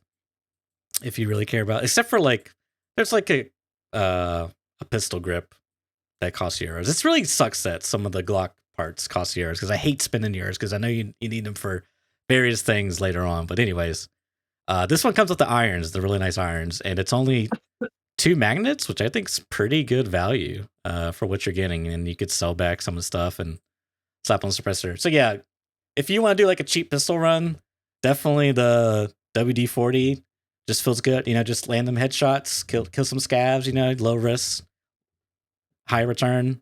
I think it's actually like pistols feel really good. It's like. Yeah, I'm just happy pistols feel good. That's all I gotta say. Yeah, I mean, I honestly, because I'm not really a big pistol guy, I've like hardly used any, so I have no comment to make really about them, other than I almost think they're like maybe overtuned. Like they feel kind of like rifles now or something, as opposed to like it's almost as if like we've gone from the whole model where like the only things that made sense were pistols to now like the only things that don't make sense is pistols almost. Which is like obviously the better way to be, but like they've got very, very low recoil. I mean, I think it's fine. I don't think it matters. Like pistols are underpowered anyway, like relative to everything else. So it's okay that they're a bit like, a little bit low recoil. I'd rather them be that way around than just be unusable. But I've not really used them, so yeah. All right. Okay, what's next for me? So I wanted to step up next into the 7.62 by 39, but unfortunately, I don't really think many of those guns are very good. I haven't been able to use the Mutant or the RD704 yet because I'm not at the high enough level. I've used the AKM and the AKMS and a few of those a little bit and the 103. But I've literally, all I've heard is complaints about the Mutant, about the RD, about the AKM, about the 103, about 7.62/39 in general, about the bullets, about the recoil. Like everybody just seems to hate it, and it's kind of interesting. I didn't think that it was that good when I used it. I think like it used to be like a really great, it was like the perfect middle ground previously of like not too high fire rate, but like the bullets were like in perfect spots. But like I feel like now it's almost like because everything's like flipped on its head. It's like the guns don't have great ergo in general, like other than maybe the RD. The fire rates are pretty low. The bullets are like okay, but like BP is like kind of hard to get. So it's one of those things where it's almost like flipped around, where everything that was good in the last patch now is like bad in the new patch. Like recoil's good on everything, so that doesn't matter anymore for the mutant, but the ergo is still kind of bad. It's like there's just better guns, right? And again, I think one thing that feeds into it is again the RPM meta, right? Like the AKM itself is like 600 RPM, which is just like super suck. The RD704 is 600 RPM, which is super suck. The mutant is like the quick one, and that's 650. Anyway, long diatribe, needless to say. And the next one is it has to be the RPD for 7.62/39. The RPD, it has to be. I've waxed lyrically about this weapon previously, but like 100 round mags only. You can't get a regular magazine for it. Fully auto only. You can't put it on semi. You never have to worry about going into a raid with it on semi-auto. Like the fact that you can get the end version from Mechanic, you can put either that on or the Axion Cobra, allows you to put a laser. It's relatively cheap and inexpensive, obviously, other than the ammo itself. But it's just a vibe. I've talked so much about it. I don't feel like I even need to go too much about it. I think the Mechanic one's actually a short one as well. Yeah, it is. I think the RPDN is like the little version. But again, because recoil doesn't really matter, you just lay waste to people with this thing. Like I just continue to die with the RPDN, and in ways that I feel is not the RPDN's fault. So it's like I've killed enough people with it, but I always I never seem to survive a raid with it. You know what I mean? It's partly because you sort of make yourself out a big target when you fire 50 bullets out of a drum. But yeah, when you're unsuppressed. But it's so much fun. I think it's like the solo's friend in many ways because you just don't get that many opportunities for like massive mags with. And it's also got the highest fire rate out of 7.62/39, if I understand. I don't think there are any other guns in 7.62/39 that have 700 RPM. I don't think so. And you can just put PS in there, T45 if you want to, Stormtrooper laser them down. I was using it with US just more for memes. But 30 pen is fine. But like, yeah, I think you could go up to PS easily. You could buy because how much is PS on Prapple? You could put PP in the stuff if you wanted to do it like properly. Actually, it's probably just easier to go through this way. So on Prapple 3, and it is it's 218 for T45, and it is 262 for regular PS. So it's really not that much. Like you obviously have to buy quite a lot of it, but I think it's good. Like I think it's good maybe in a squad almost, like in a duo or whatever. Like one person's got the RPD and the other person's got something more sensible. Because it's not a very sensible gun. Let's put it that way. But like I have more fun with it than I do with most other weapons. Even when I die with it, as long as I get to shoot it enough, I don't really care. Which is great. And yeah, if you wanted to go like try hard with it, you could like stack the top with like PP bullets. If you really want to like destroy people. But I've just been using US and just like trolling people with the T rounds for tracers and that kind of thing. But I think the RPD is really good. I think it's probably the best of that category, just because you have these 100 round drum mags. You just keep 2 in your bag, and so it's sick. Yeah, I was gonna say that'd probably be a good contender to slap on thermal. You're just like prone somewhere in a bush with the thermal, dude, and just like you see a guy on shoreline just running in the field. You just yeah, dude, that'd be so much fun. It's got such a good sound to it too. It's terrifying when I hear it. I'm like, oh god, there's some Giga Chad with a loud RPD. Like he fears nothing. He's like, suppressor? What suppressor? Yeah, it's awesome. It's kind of like becoming the same. Like it's new, right? So we're still not quite used to it, but it's starting to get the same ring to it as when you hear the SVD ringing out across the map. You're like, or like the loud M4. It's like it's starting to get that same kind of vibe. Yes, it's just excellent. It's just excellent. All right. Yeah, number two, something like that. Well, since Giga picked the AUG, I will pick the AUG, but I got a different one. Because the AUG definitely was one of my picks. It's extreme, AUG's really good. I need to use it again, but I'm gonna say the P90. I was using the P90 a little bit because especially for like Punisher Part 4, where you gotta wear the freaking what's it called? Scav vest. Yeah. And yeah, I mean, it's, again, just SMGs feel so good. Like the thing stock is 45 recoil. Ideally, you want to suppress it just to have the suppression effect, and then yeah, get get a sight on somehow any way you can. Doesn't really matter. And you're It's good. easier now. I've been doing the barter from from Peacekeeper 3 for the Is P90.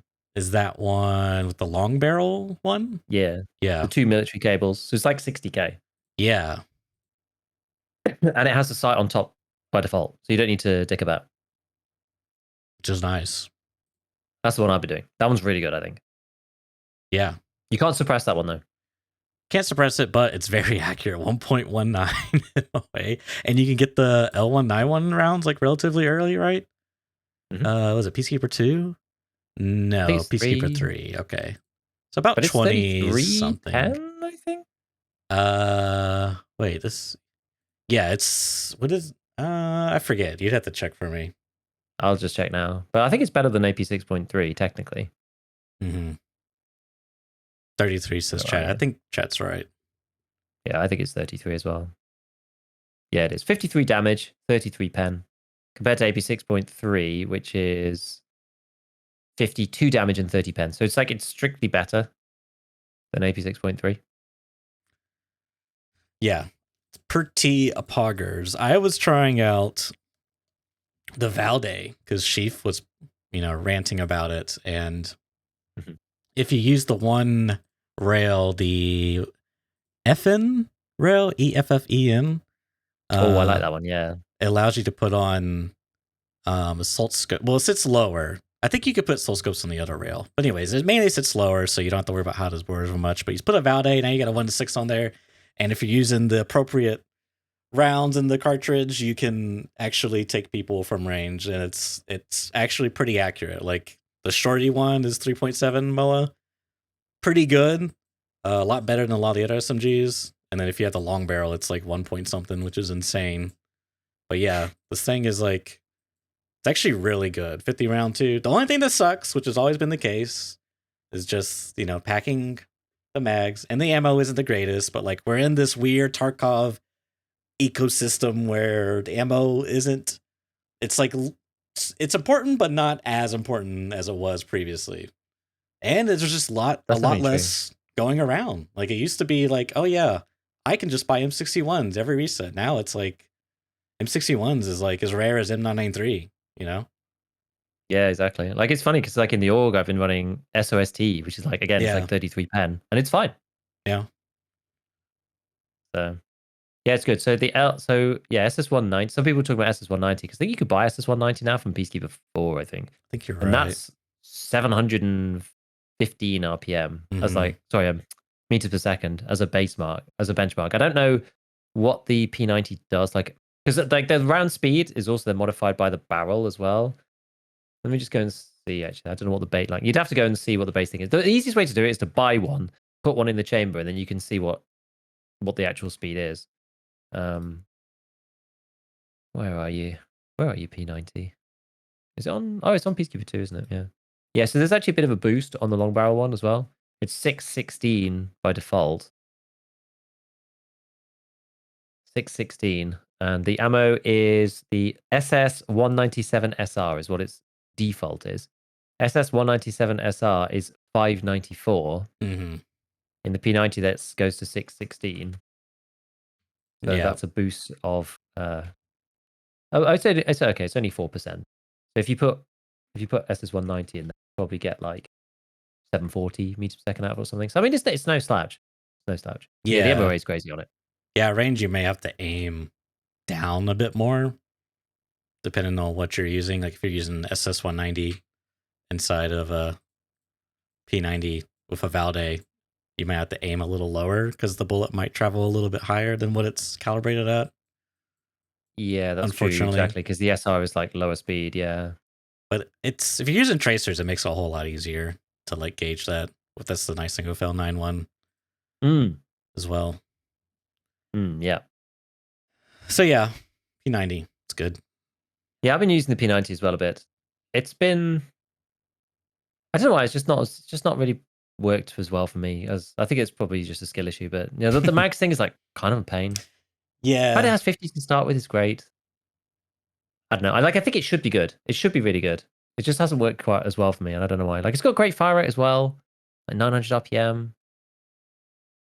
Like you can buy it as I have been, like 60k straight out of the box. That 191 is good. I don't know. There's something about it that's just not really vibing. I'm not sure what it is for me right now. I felt like 9mm just like been a bit easier. Maybe it's the recoil. I'm not really sure. I'm genuinely not sure what the difference is. Oh yeah, I mean, I guess it does make a little bit of difference. Like the P90 is like 43 recoil, which is like the same as the AUG, whereas the MPX silenced and the MP5 SD are like 32 and 30s. 35 Yeah. recoil. So the height of the spray pattern is like It's a bit should be more. a bit lower. I haven't tested it with them like next to each other, but it should work like that. But yeah, I don't know. Like it should be good. Should be good.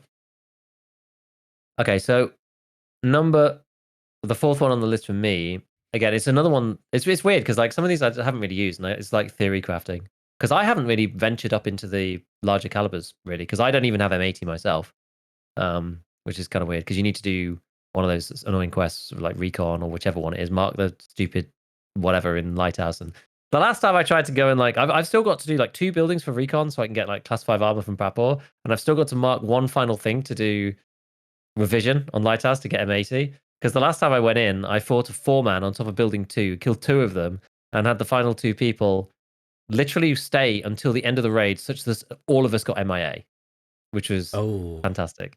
I don't think we talked about this actually. This was Monday, I think. I was trying to do Lighthouse stuff to like get these things and get M80 or whatever, and I switched over to XP after that because I was just like, well, I can't be bothered with this.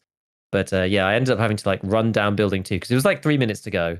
I didn't know how to do the jump off the back of the building, and I didn't want to just like find out like in that raid with like Right. 3 minutes left. I was just like, I can't like, you know, people in chat just like, no, go left, go right, go left. I was just like, I can't read it and like understand and like decide what to do.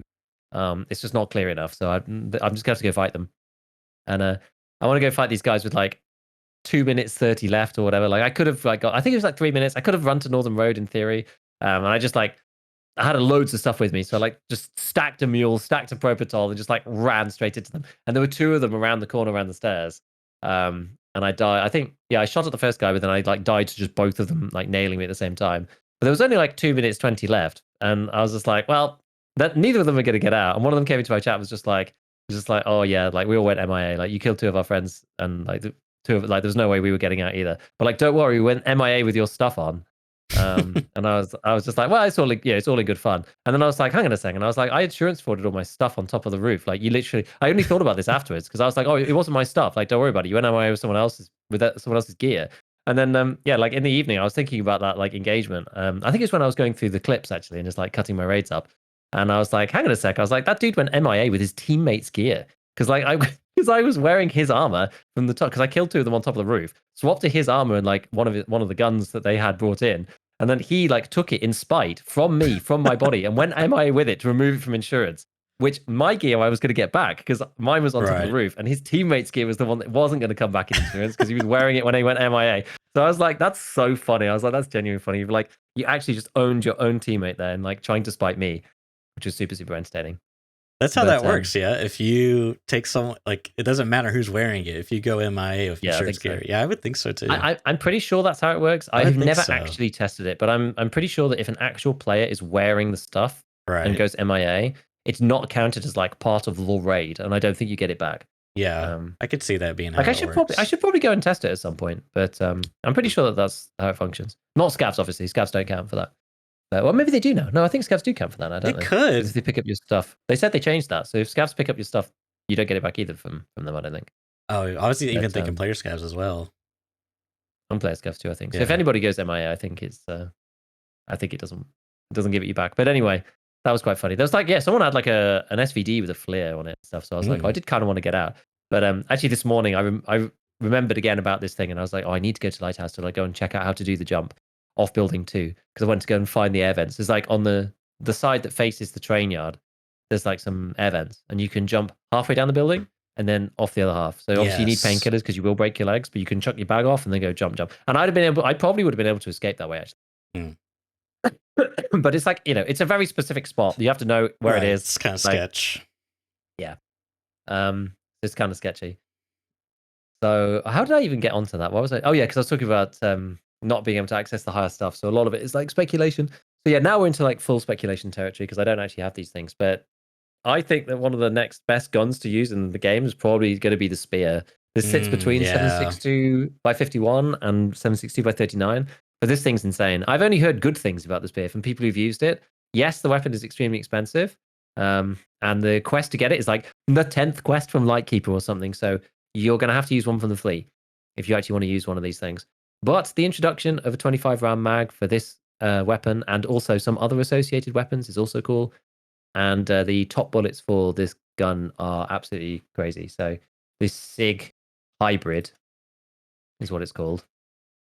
The other one is not too, like SIG FMJ is like 80 damage, 36 pen, which is like BCP FMJ. So it's like, it's like a higher damaging version of BCP FMJ. So it's kind of, actually, no, sorry, about the same.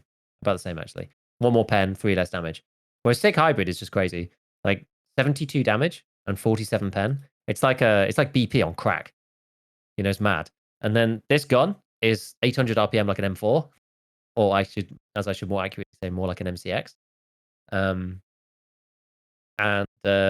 like that combination, you can just like drill people in close range with it if you get there. And also, like, what's the MOA on this thing? 1.43. Okay, so it's decent. So it's like a proper sort of DMR-y sort of rifle-y kind of hybrid. It's a bit like a good version of like the Scar or whatever. But yeah, once you get that SIG hybrid, and SIG hybrid comes on Peacekeeper 4, which I'm one level away from, but the fact you can buy it from the traders, I think, is insane. It probably justifies the price of the gun. Like, I'm gonna have to go and see how much they are right now. I've got one in my stash just so I can play around with it. But where is it? SIG spear. They're usually 200,000 rubles. Where are you? There it is. Oh, they're even more than that now. They're like 360, 400k, something like that. But like the fact that you can buy the bullets off Peacekeeper is more justification for spending that much on it, honestly, in my opinion, because those bullets are just so good. They're so good. Like you can almost allocate half of the gun's price to like the round's price. Like the bullets aren't even that expensive, I don't think. Like how much are we talking? SIG hybrid is $10 a round, so it's like 1,000. Like that's not very high. Like APM was more expensive. Yeah, I mean, I kind of feel like they might need to either add like an intermediate round and then move the hybrid rounds to like Workbench 3 or something, or like a Questcraft or something. Because it is, I mean, I guess there is CBJ, which is similar-ish.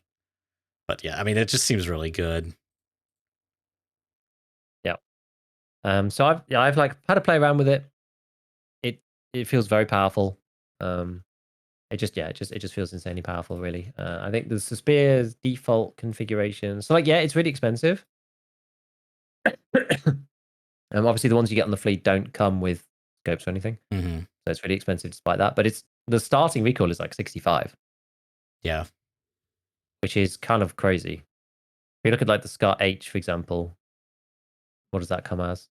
That's like the long barrel Scar H is 100 recoil to begin with, and the MDR is 84.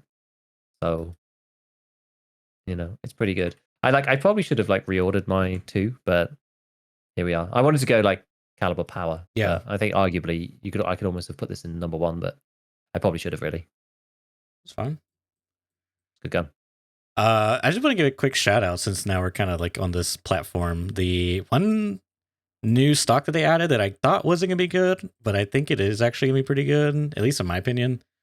So typically most swipes, it's been a very like Mo plus rubber butt pad combo for like the meta build. It's just like a good stat stick, both ergo and recoil. Sometimes you would use like the PRS Gen 3 if you want a more recoil reduction over ergo, but I think with this swipe and how hipfire has been significantly nerfed, which we haven't talked about too much, maybe we'll talk about perhaps another time, but the new I got that really tiny here Daniel Defense collapsible butt stock. There's 2 of them. There's like the desert one and then like just the silver one. These you can put on rubber butt pads for. There's 2 different types. There's one that gives you like a little bit of recoil reduction. Maybe it's just like 1%. And then there's another one that gives you like 2% recoil reduction plus takes away 2 ergo. But I personally just like doing the one that gives just the 1% recoil reduction.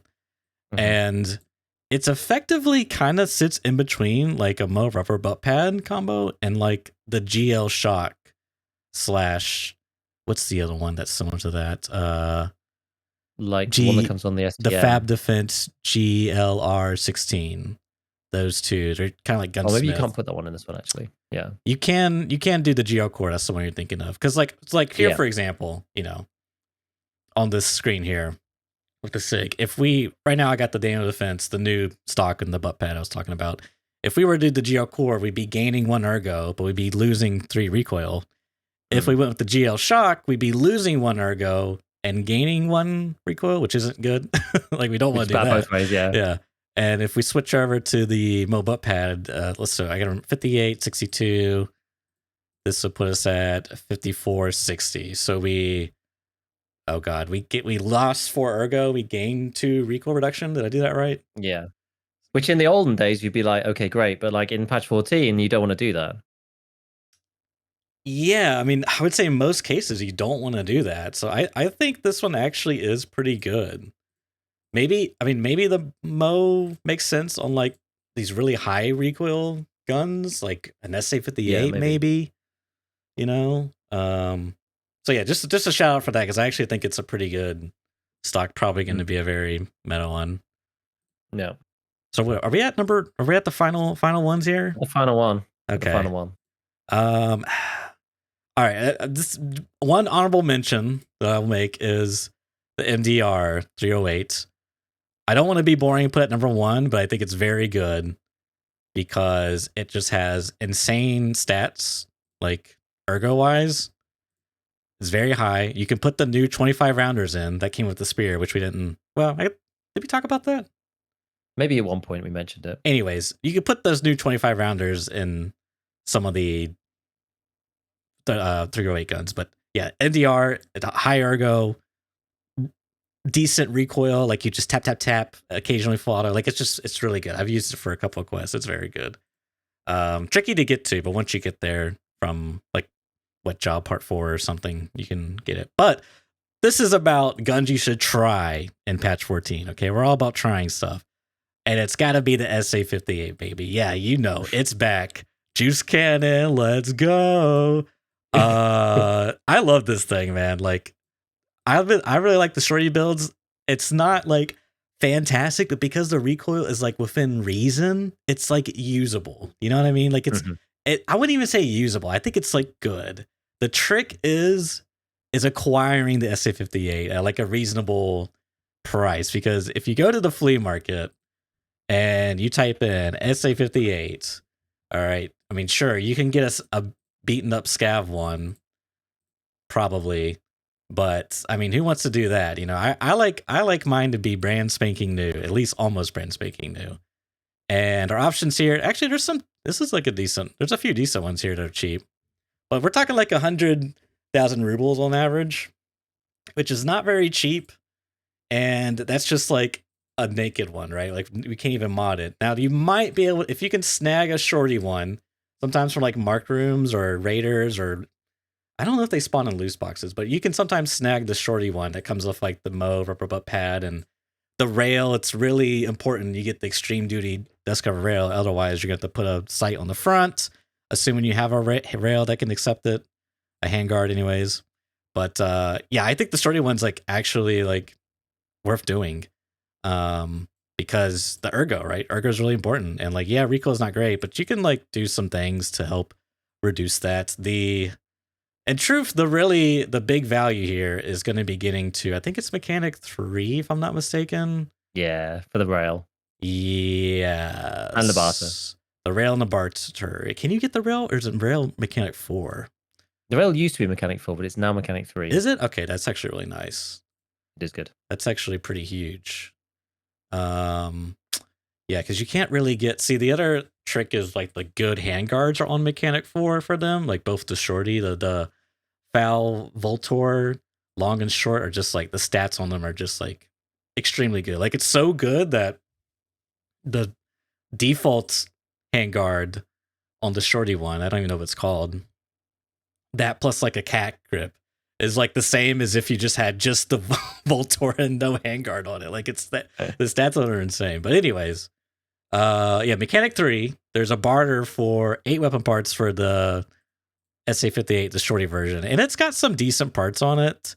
Like, it comes with the handguard, the short barrel, a drum mag. It's got importantly though, it's got the good handguard, the Voltor, with the rails on it, because these rails by themselves are also locked on Mechanic 4, and they're usually very expensive. So you can now slap on, you can change out the grip, you can use the grip, but you can put on flashlight, lasers, whatever you want. You got a drum mag that came with it. It's short, ergonomic. I've been using the short one a decent amount. It feels very good. I haven't really touched much of the long versions, but yeah, definitely you got to give the FAL a try. If you can get the barter, like I said, for a decent price, I think the shorty one's the only, like, there's a couple other ones, but I think the shorty one for 8 weapon parts is definitely worth. Yeah, it's a good one. You can snag it for a good price. Pretty good.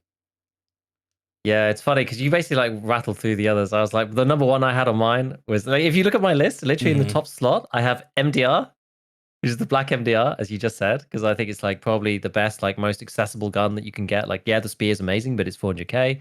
Whereas like the MDR, like there's a bit more of a middle ground. Like M80 is like more of a middle ground than SIG Hybrid, you know, that kind of thing. And then next to the MDR, I have in brackets SA58. Yeah. So we're both thinking along the same lines. Like, I've used the SA58 a bit, and it does, as you say, it feels like, it's like, yeah, the recoil is usable. And because of the way the recoil is in this patch, it feels good. And the shorty one is good. I was using the shorty one kind of as a DMR as well, like, you know, medium distance as well as up close. And yeah, it's like, it's decent. It's honestly decent now. Like, if I'm like not allowed to pick either of those two and like choose something else, because Sure. actually we'll end up like segueing into one of the final sections for this, but I will probably end up picking the SVD because I've been using that Interesting. recently. And the SVD, I think, is actually a little bit of like, everybody has to use it every wipe, but I feel like it might be, I don't know, it might be a sort of little bit of a hidden beneficiary, because a lot of these like semi-auto guns have kind of been hurt a bit by the way that the recoil system works now, just because full auto is so good. Whereas the SVD is kind of a bit weird. Like, you kind of previously, like the SVD, it was one of those hard ones, and it did take some recoil buffs like 2 patches ago, which made it a bit better. But like, it's one of those classic. It used to sit in the same camp as the FAL did for many reasons, right? Which was like, even when you take it to full recoil reduction, it still wasn't like insane, and the ergo was like like an absolute travesty. Whereas like, then when you try to do some hybrid build, it was like the recoil is like kind of bad, and the ergo is still kind of bad. And if you go full ergo, the recoil is just like really bizarre and just like really hard.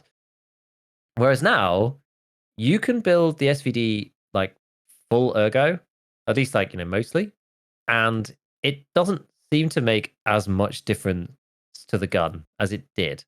You know what I mean? Yeah. Like the full ergo build that I used previously with the SVD was like basically a meme, and completing Punisher Part 6 with it was funny.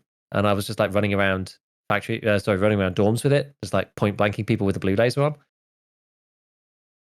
But now it's not as bad. Yeah, you've kind of got the idea up there. That's basically the build that I've been using in my raid. So I got an RK3 on instead, but on the foregrip. But oh, do you? Because I thought you were using this. Yeah, I saw this build, and I was like, huh, let me look at these stats. And I was like, yeah, this actually looks better, because I was using something a little different, and I like what you've done here, so I kind of copied it. So you can go suppressed, like you can do that, but you do take some big compromises when you go suppressed. Like, there's not really much you can do about some of the downsides, if you know what I mean. Whereas this gun, the one that I've got specifically up on my screen is like 6.67 kilos, and that's like fully loaded with a 20 rounder, with 61 ergo. I'm not sure what yours is. I can alt tab into your 63. 63. Okay, so it's similar. And what's the weight on yours? Oh, actually quite a bit lower. Oh, that's an empty mag though. It's kind of hard to tell. And yeah, and it's like basically you take the advantage of that weird foregrip. So that foregrip has got like plus 10 ergo. It's like the highest ergo foregrip in the whole game. Yeah, which I like. I like that a lot. And the stock this like weird Viper PDW stock, like it's quite funny because the default SVD recoil is 138, whereas mine is 140. So it's actually like worse than the default recoil, but it doesn't matter too much. I would say. I don't, yeah, it feels like it matters less than it did because of the way the new recoil system functions. And the Viper stock is better than doing like the ARE plus the GL core. Because someone asked me the other day, and I went to check, and I think it's like 5 ergo better or something. Like it's a lot. Yeah. For the Viper PDW, you get like 21 ergo. It's like so much ergo. And you could put the sniper pistol grip on it as well, in theory, if you want to get like the max ergo possible. Mm-hmm. And I've got no suppressor on this. This is loud. But most importantly, even at like 6.67 kilos, there's no barrel overswing, which is an important concept. There's an important concept for heavy guns. And the M1A also suffers from this. So if you put a suppressor on and then try it in the hideout, you will find that when you ADS, the barrel, so like you'll aim, and your guy will start like bringing the gun up to the shoulder. You'll start to see through the sight, but then the actual like aim point will like swing to the left, and then come back down again. And what's funny about this is that matters actually a lot more than have you got a suppressor on? No. But Okay, we yeah. can do that. So exactly. So that doesn't happen with this particular build. Like, and I could see it on yours as well. It also doesn't happen. Like the barrel overswing thing matters a lot more than that ADS speed. Like it's really long. Like it takes a really long time to settle back into the middle.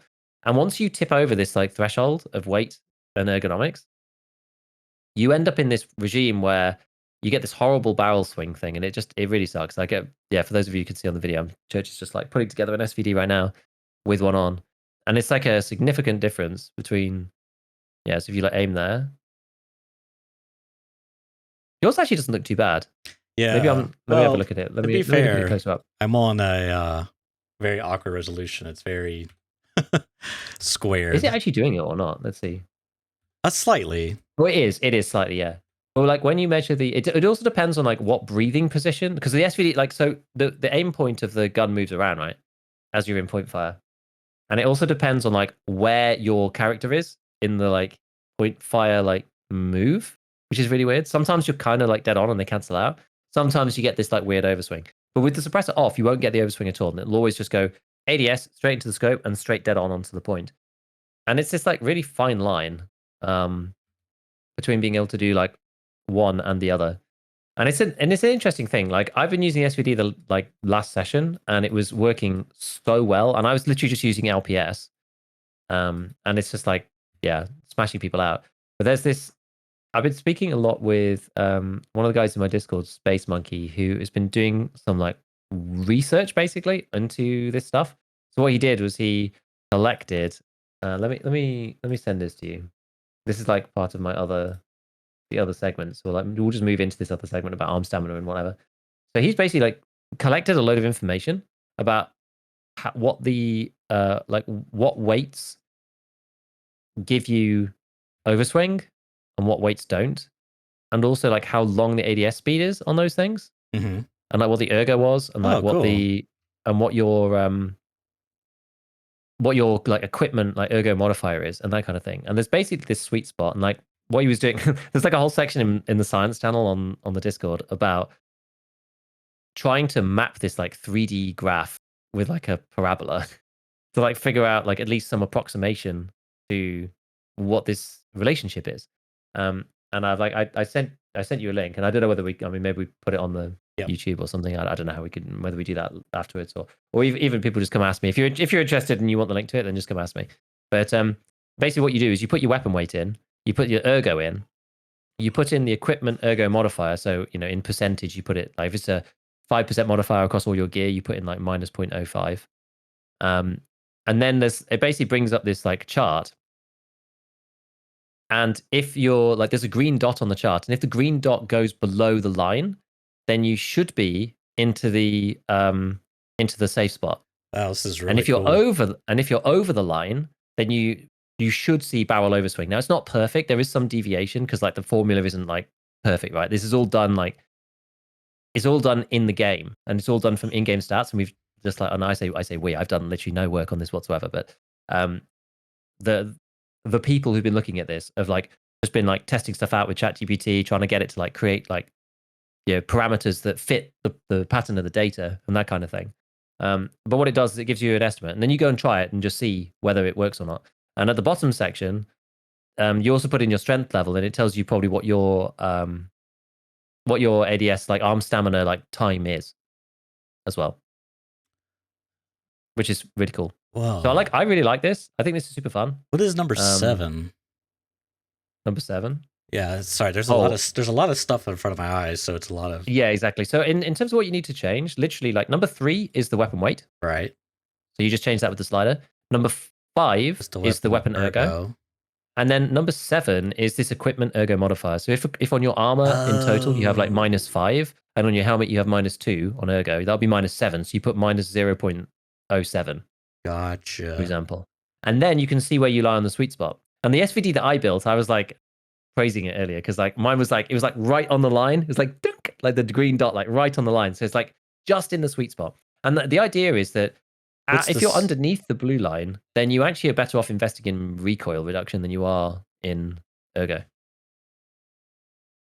Oh, what were you asking about? Okay. I think I'm understanding. You see what I mean? Because if you have, if your gun is like way below the overswing mark, this is probably more relevant in general for like sort of sniping with scopes and stuff like that. Like this is less relevant for like red dots with light weapons or whatever, because you're not really optimizing as much for that. But if you're trying to get rid of this like overswing mechanic from like heavier guns with big scopes, then this is quite important. This is more where it's useful. This is more useful with like the SVD, the G36, the like bolties as well. Like that also counts obviously if you're using something like the SV98.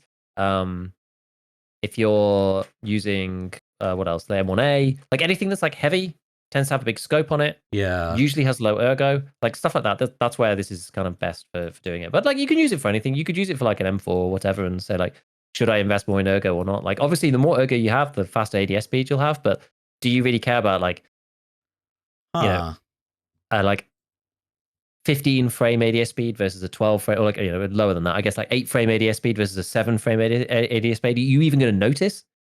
So at that point, like, okay, well, you probably go for recoil reduction rather than ergo at that point. But the line is mainly about overswing. This is really cool. And it's like if you're on the chart, it's touch and go. Like you have to test it to see, but it gives you at least a good sort of guiding line to focus on. Like if you look at your weapon weight and like see maybe how many changes you might need to make to get rid of the overswing kind of mechanic. It's very cool, and it's all done. The reason why it's extra excellent, is because it's all done just from like in-game data points, and then it's just like mapped with an approximate parabola, or like polynomial, I should say, because it's I think it's just a 3-dimensional. I don't know. Yeah, they're looking at like 3D charts, and I think that was for something else, because obviously this is just 2-dimensional. But I think it was to map out the equipment ergo modifier at the same time. That's really cool. Because this is only 2D, but obviously you have like 3 variables, and then the strength level for the ADS like time. So yeah, it's good. I think it's fun. I think it's cool. And it's directly relevant to the SVD. So like my SVD doesn't have any overswing on it. Yes, it's loud, but like I was surprised because it's like 6 point something kilos, but it fits like right onto the blue line, and I was like, hey, it works. I was like, it works. The science, it works. So yeah, that's actually, who made that? What's his name? It's a guy called Space Monkey. Space Monkey. Okay. Yeah, it's in desmos.com, which is like the formula creation website. I see. So this is like the test bed for doing like calcs and being able to visualize them, which is quite nice. There's that like the pen chance calculator from like 1 million years ago was built in this thing. Oh, very interesting. So you could just like fiddle with stuff. So yeah, it's very cool, very cool. But I like that kind of stuff. It's all good. So yeah, SVD, it's been working out for me. I got ambushed inside the negotiation room. I was trying to do the developer things. Oh my god, did you see it? Yeah. I went in and there was no one in the very first room. I wandered around, looted a bit, went and got the quest item, tried to leave, and there was like a dude on the table. I was literally looting a weapons box. The dude starts shooting at me with, I think it was a pistol, I'm not even sure. So I'm just like, just like spam fire the guy, like shoot him with the SVD a bunch. I'm just like, oh crap, like I have no idea whether, like I'm really hurt. So I just like run back. No idea whether I, what his situation is. He's still here movement. I'm just like, oh crap, like I must have not killed him, whatever. I like stick an adrenaline in. I'm like in the negotiation room again. Quickly swap to the left lane. I'm glad that like left lane is like, I would say I'm 80% of the way there to it being muscle memory at this point. I'm like mostly there. So I just like quick swap left and the guy pushed in and I like stepped out, just bam, bam, bam, bam, bam, and like SVD'd him point blank. Looted all his stuff and left the street wage with 72 kilos with a mule on. Get to the end screen and I had 2 kills within 10 seconds of each other. And I was like, hold on a second. I did kill the first guy. Like he wasn't the same guy. He was someone else with 2 of them in there. So yeah, that was mad. But the SVD's been it's been singing, honestly. It smashes people out, that thing. Yeah. Crazy. LPS, like literally just LPS. No wonder LPS isn't sold in the traders anymore. Like it's just annihilating It's everyone. really good. Yeah. I mean it's super, super good. Basically a matey. I managed to point fire some guy at like a reasonable distance with the SVD, which I've not been able to before. And I wonder whether, because it's on semi-auto and like your fire rate's kind of limited, I wonder whether the point fire is like a little bit better, because I've had some shocking moments with point fire. Like I managed to not kill a guy like 3 meters away with the P90, and I like completely unloaded a mag into him and just like did not kill this guy. So I was because the P90 just like full auto point fire just goes everywhere. But with the SVD, yeah, like this guy was like further away. He was probably, I would say, 8 meters away or something, and managed to point fire him with the SVD of the 20 rounder. And I was like, oh, that's kind of surprising. But I wonder whether slightly more carefully controlled shots, like it seems like, but point fire seems okay when you first use it, and then it just goes completely haywire. Yeah, it's interesting you bring it up because not too long ago, Tayoff put off a video. I think that's how you say his name. Now I gotta find it. Specifically about this topic, which I've been meaning to mention. YouTuber. I mean, he's been YouTuber for a while. I like his videos. He's a very interesting content creator because he's kind of like does like guides and like but a bit more like a PvP side of things, I would say. But he's also like really into like a lot of stuff that we're kind of into, like on this podcast. So he's a very cool character. I think like, he's kind of got this interesting perspective because he's got kind of that competitive Counter-Strike esque background. But what was I gonna say? Yeah, so point fire. He's got a video about point fire, and he did some testing, and it's interesting because it seems like the point fire is like you do get the bonus with the laser, but like it's so much more exacerbated than it was previously. Like previously, you could just point fire. It was like the same as if you were ADS, right? Like the recoil is the exact same. Whereas this, there's like an actual like noticeable difference, and I felt that because is like such a noticeable difference that he's kind of showing off here of like the vector. Like I feel like it's about like 2x the whatever the pattern is when you ADS. When you're hip firing, it's gonna be like 2x because it is such a noticeable difference. It feels like you have to aim lower, like you have to. Like I don't know, it just feels weird. I can't really explain it, but and then because it's like in CS when you're terrible at the game and you don't understand how the patterns work, and you just like you start shooting, but you just pull the gun down to their waist and hope that one of the bullets hits them. That's a great analogy because you kind of don't have like a good center point of reference, right? Because your screen's kind of stationary, but your gun and there's a little bit of camera recoil, but the gun's moving up, so you do really have to like account for that by pulling down more, but more so than you would when you're ADS, right? So there's kind of like this weird. And that used to not be the case. So there's this like weird offset that I think catching a lot of us off guard. But having said that, it definitely feels like this wipe in particular. I was a little apprehensive that this was going to be the case, but I do feel like because of the hip fire changes that indeed ergo is on average, more valuable than recoil, I would say. Caveat there. But I think like the AUG, for example, is a great example of that. It's like, the AUG has the best of both worlds, so I can't really use that as a good example. It's got low recoil to begin with, but I guess maybe the MDRs, right? The 308 or the 556, they have high ergo. The SMGs have high ergo. It's like another like advantage to them is you can ADS faster, it makes less noise. Not that matters all that much, but hold your arm, stamina for longer, because it's important. Like being able to accurately land your bullets. Yeah. Yeah, 0.5 is like crazy now. And on full auto, it's just it's just so high. As we just saw on Teof's video, for the audio people, it was just like it's just so much higher. Like especially in the middle. Sometimes I feel like certain rounds just go like completely haywire, like off in Yeah. the random places. It's like quite surprising. And as you were saying, right, you have no real like reference for it. If you're not using a laser, it doesn't seem like it's centered around something else. Like the gun barrel, like you can't really predict it. It's like dislocated from your camera in some way, and so it's just like off, off in the distance. It's like very weird. So I don't know, but so it's felt okay the SVD, and I like mostly fought people like quite close to me with it as well, and been winning a lot of those fights. Although I will say that that's actually coincided pretty much precisely the time at which I've started using class 5 armor, and that stuff has been tanking as well. I found 2 Gen 4s in raid, and those boys have been they've been working, they've been doing some work. So maybe that's something to do with it as well. But yeah, I think it's decent. I think it's good. I think it's good. All right. I think that concludes the top 5 guns you must try for this fight. Ba-na, ba-na-na, ba-na-na-na-na. Buzzers, confetti flying. No? Okay, all right. Yeah, we took a long time doing that. Yeah. I like doing this type of stuff though, so it's fun. It's always fun. It's good. It just brings in so many like topics in general. Yeah, anything else, Giga, before we wrap up? Anything else that's quick? I mean, I was going to mention some stuff about streets, but like just in short, it seems like the scavs on streets have been nerfed heavily. Like I've been trying to do this one with the bomber hat and the Ray Bench ships to reserve sunglasses, whatever, and it's just like, thank God I'm doing it partly with the SVD because like I'm doing Punisher 6 with it, and I'm just running into PMCs all the time.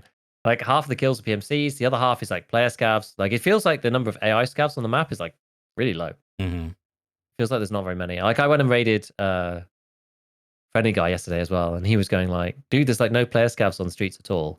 Oh, sorry, no regular scavs. It's all player scavs, whatever.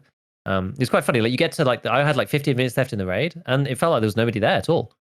It was crazy. And my frames, it was like offline mode because there's like no entities on the map.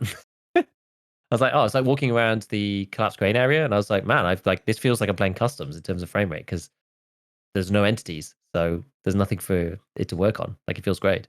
But yeah, I don't know. I'm like struggling to actually find players on that map at the minute outside of PMCs. Just so many PMCs. I've had like 2 kills, 3 kills, those kind of games, and I've killed like maybe 1 AI alongside, like maybe 2 player scavs or something who like running together. But yeah, like it feels like they've reduced the AI a lot just to help with performance. Presumably is why they've done it. Oh, you know what? That makes sense because I've personally felt like Streets has been running pretty well. Like the word I would use is consistent. Like it feels a lot more consistent.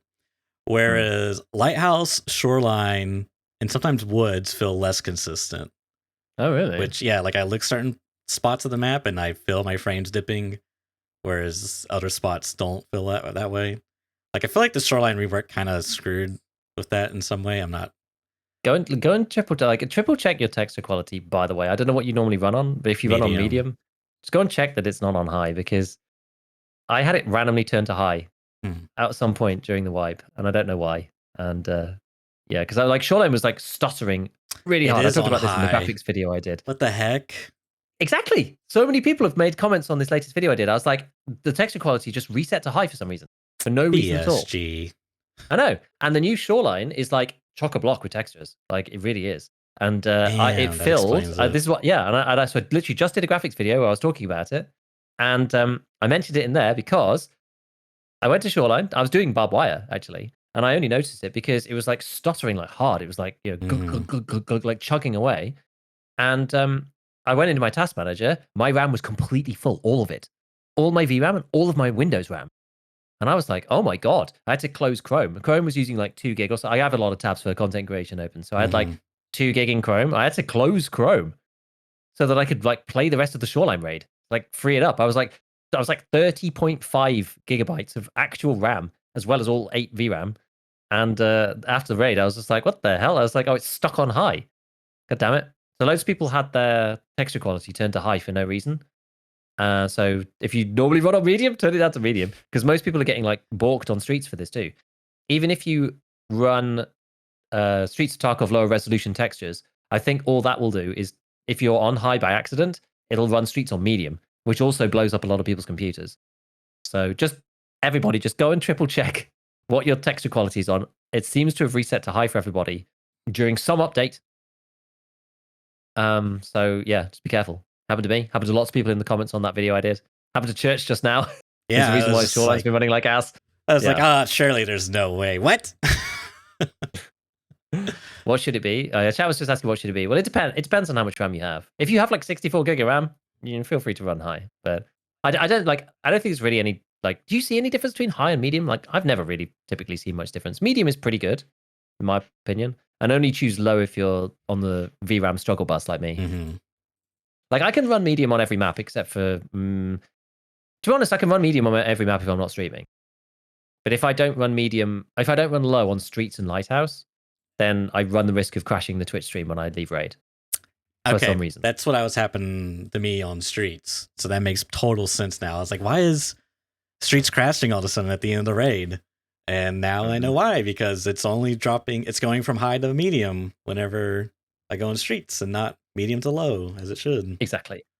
That's funny, dude. So there you go. Public service announcement. Well, I'm glad I brought that one up because like, it seems like there's lots of people in chat as well who didn't know about this and are also on high. So there you go. It's funny. Probably some update they did that reset, something, surely. Mm-hmm. Okay. Yeah, I think it's going to do it for today. I didn't really get into the Gray Zone stuff. I got a buddy who's really excited about Gray Zone and was like going through all the interviews and stuff that they publish. And so he shared a document with me, which I'm pretty hyped to share with you all. So maybe we'll do that next week or something. And yeah, that sounds good. We should definitely do it because I'm hyped about Gray Zone as well. Yeah. It's like looks pretty cool. We'll bump it up on the list for next week and definitely do it then. We'll bump it up then. All right, everyone. Thanks for tuning in as always. And with that, see you all next week. Bye-bye.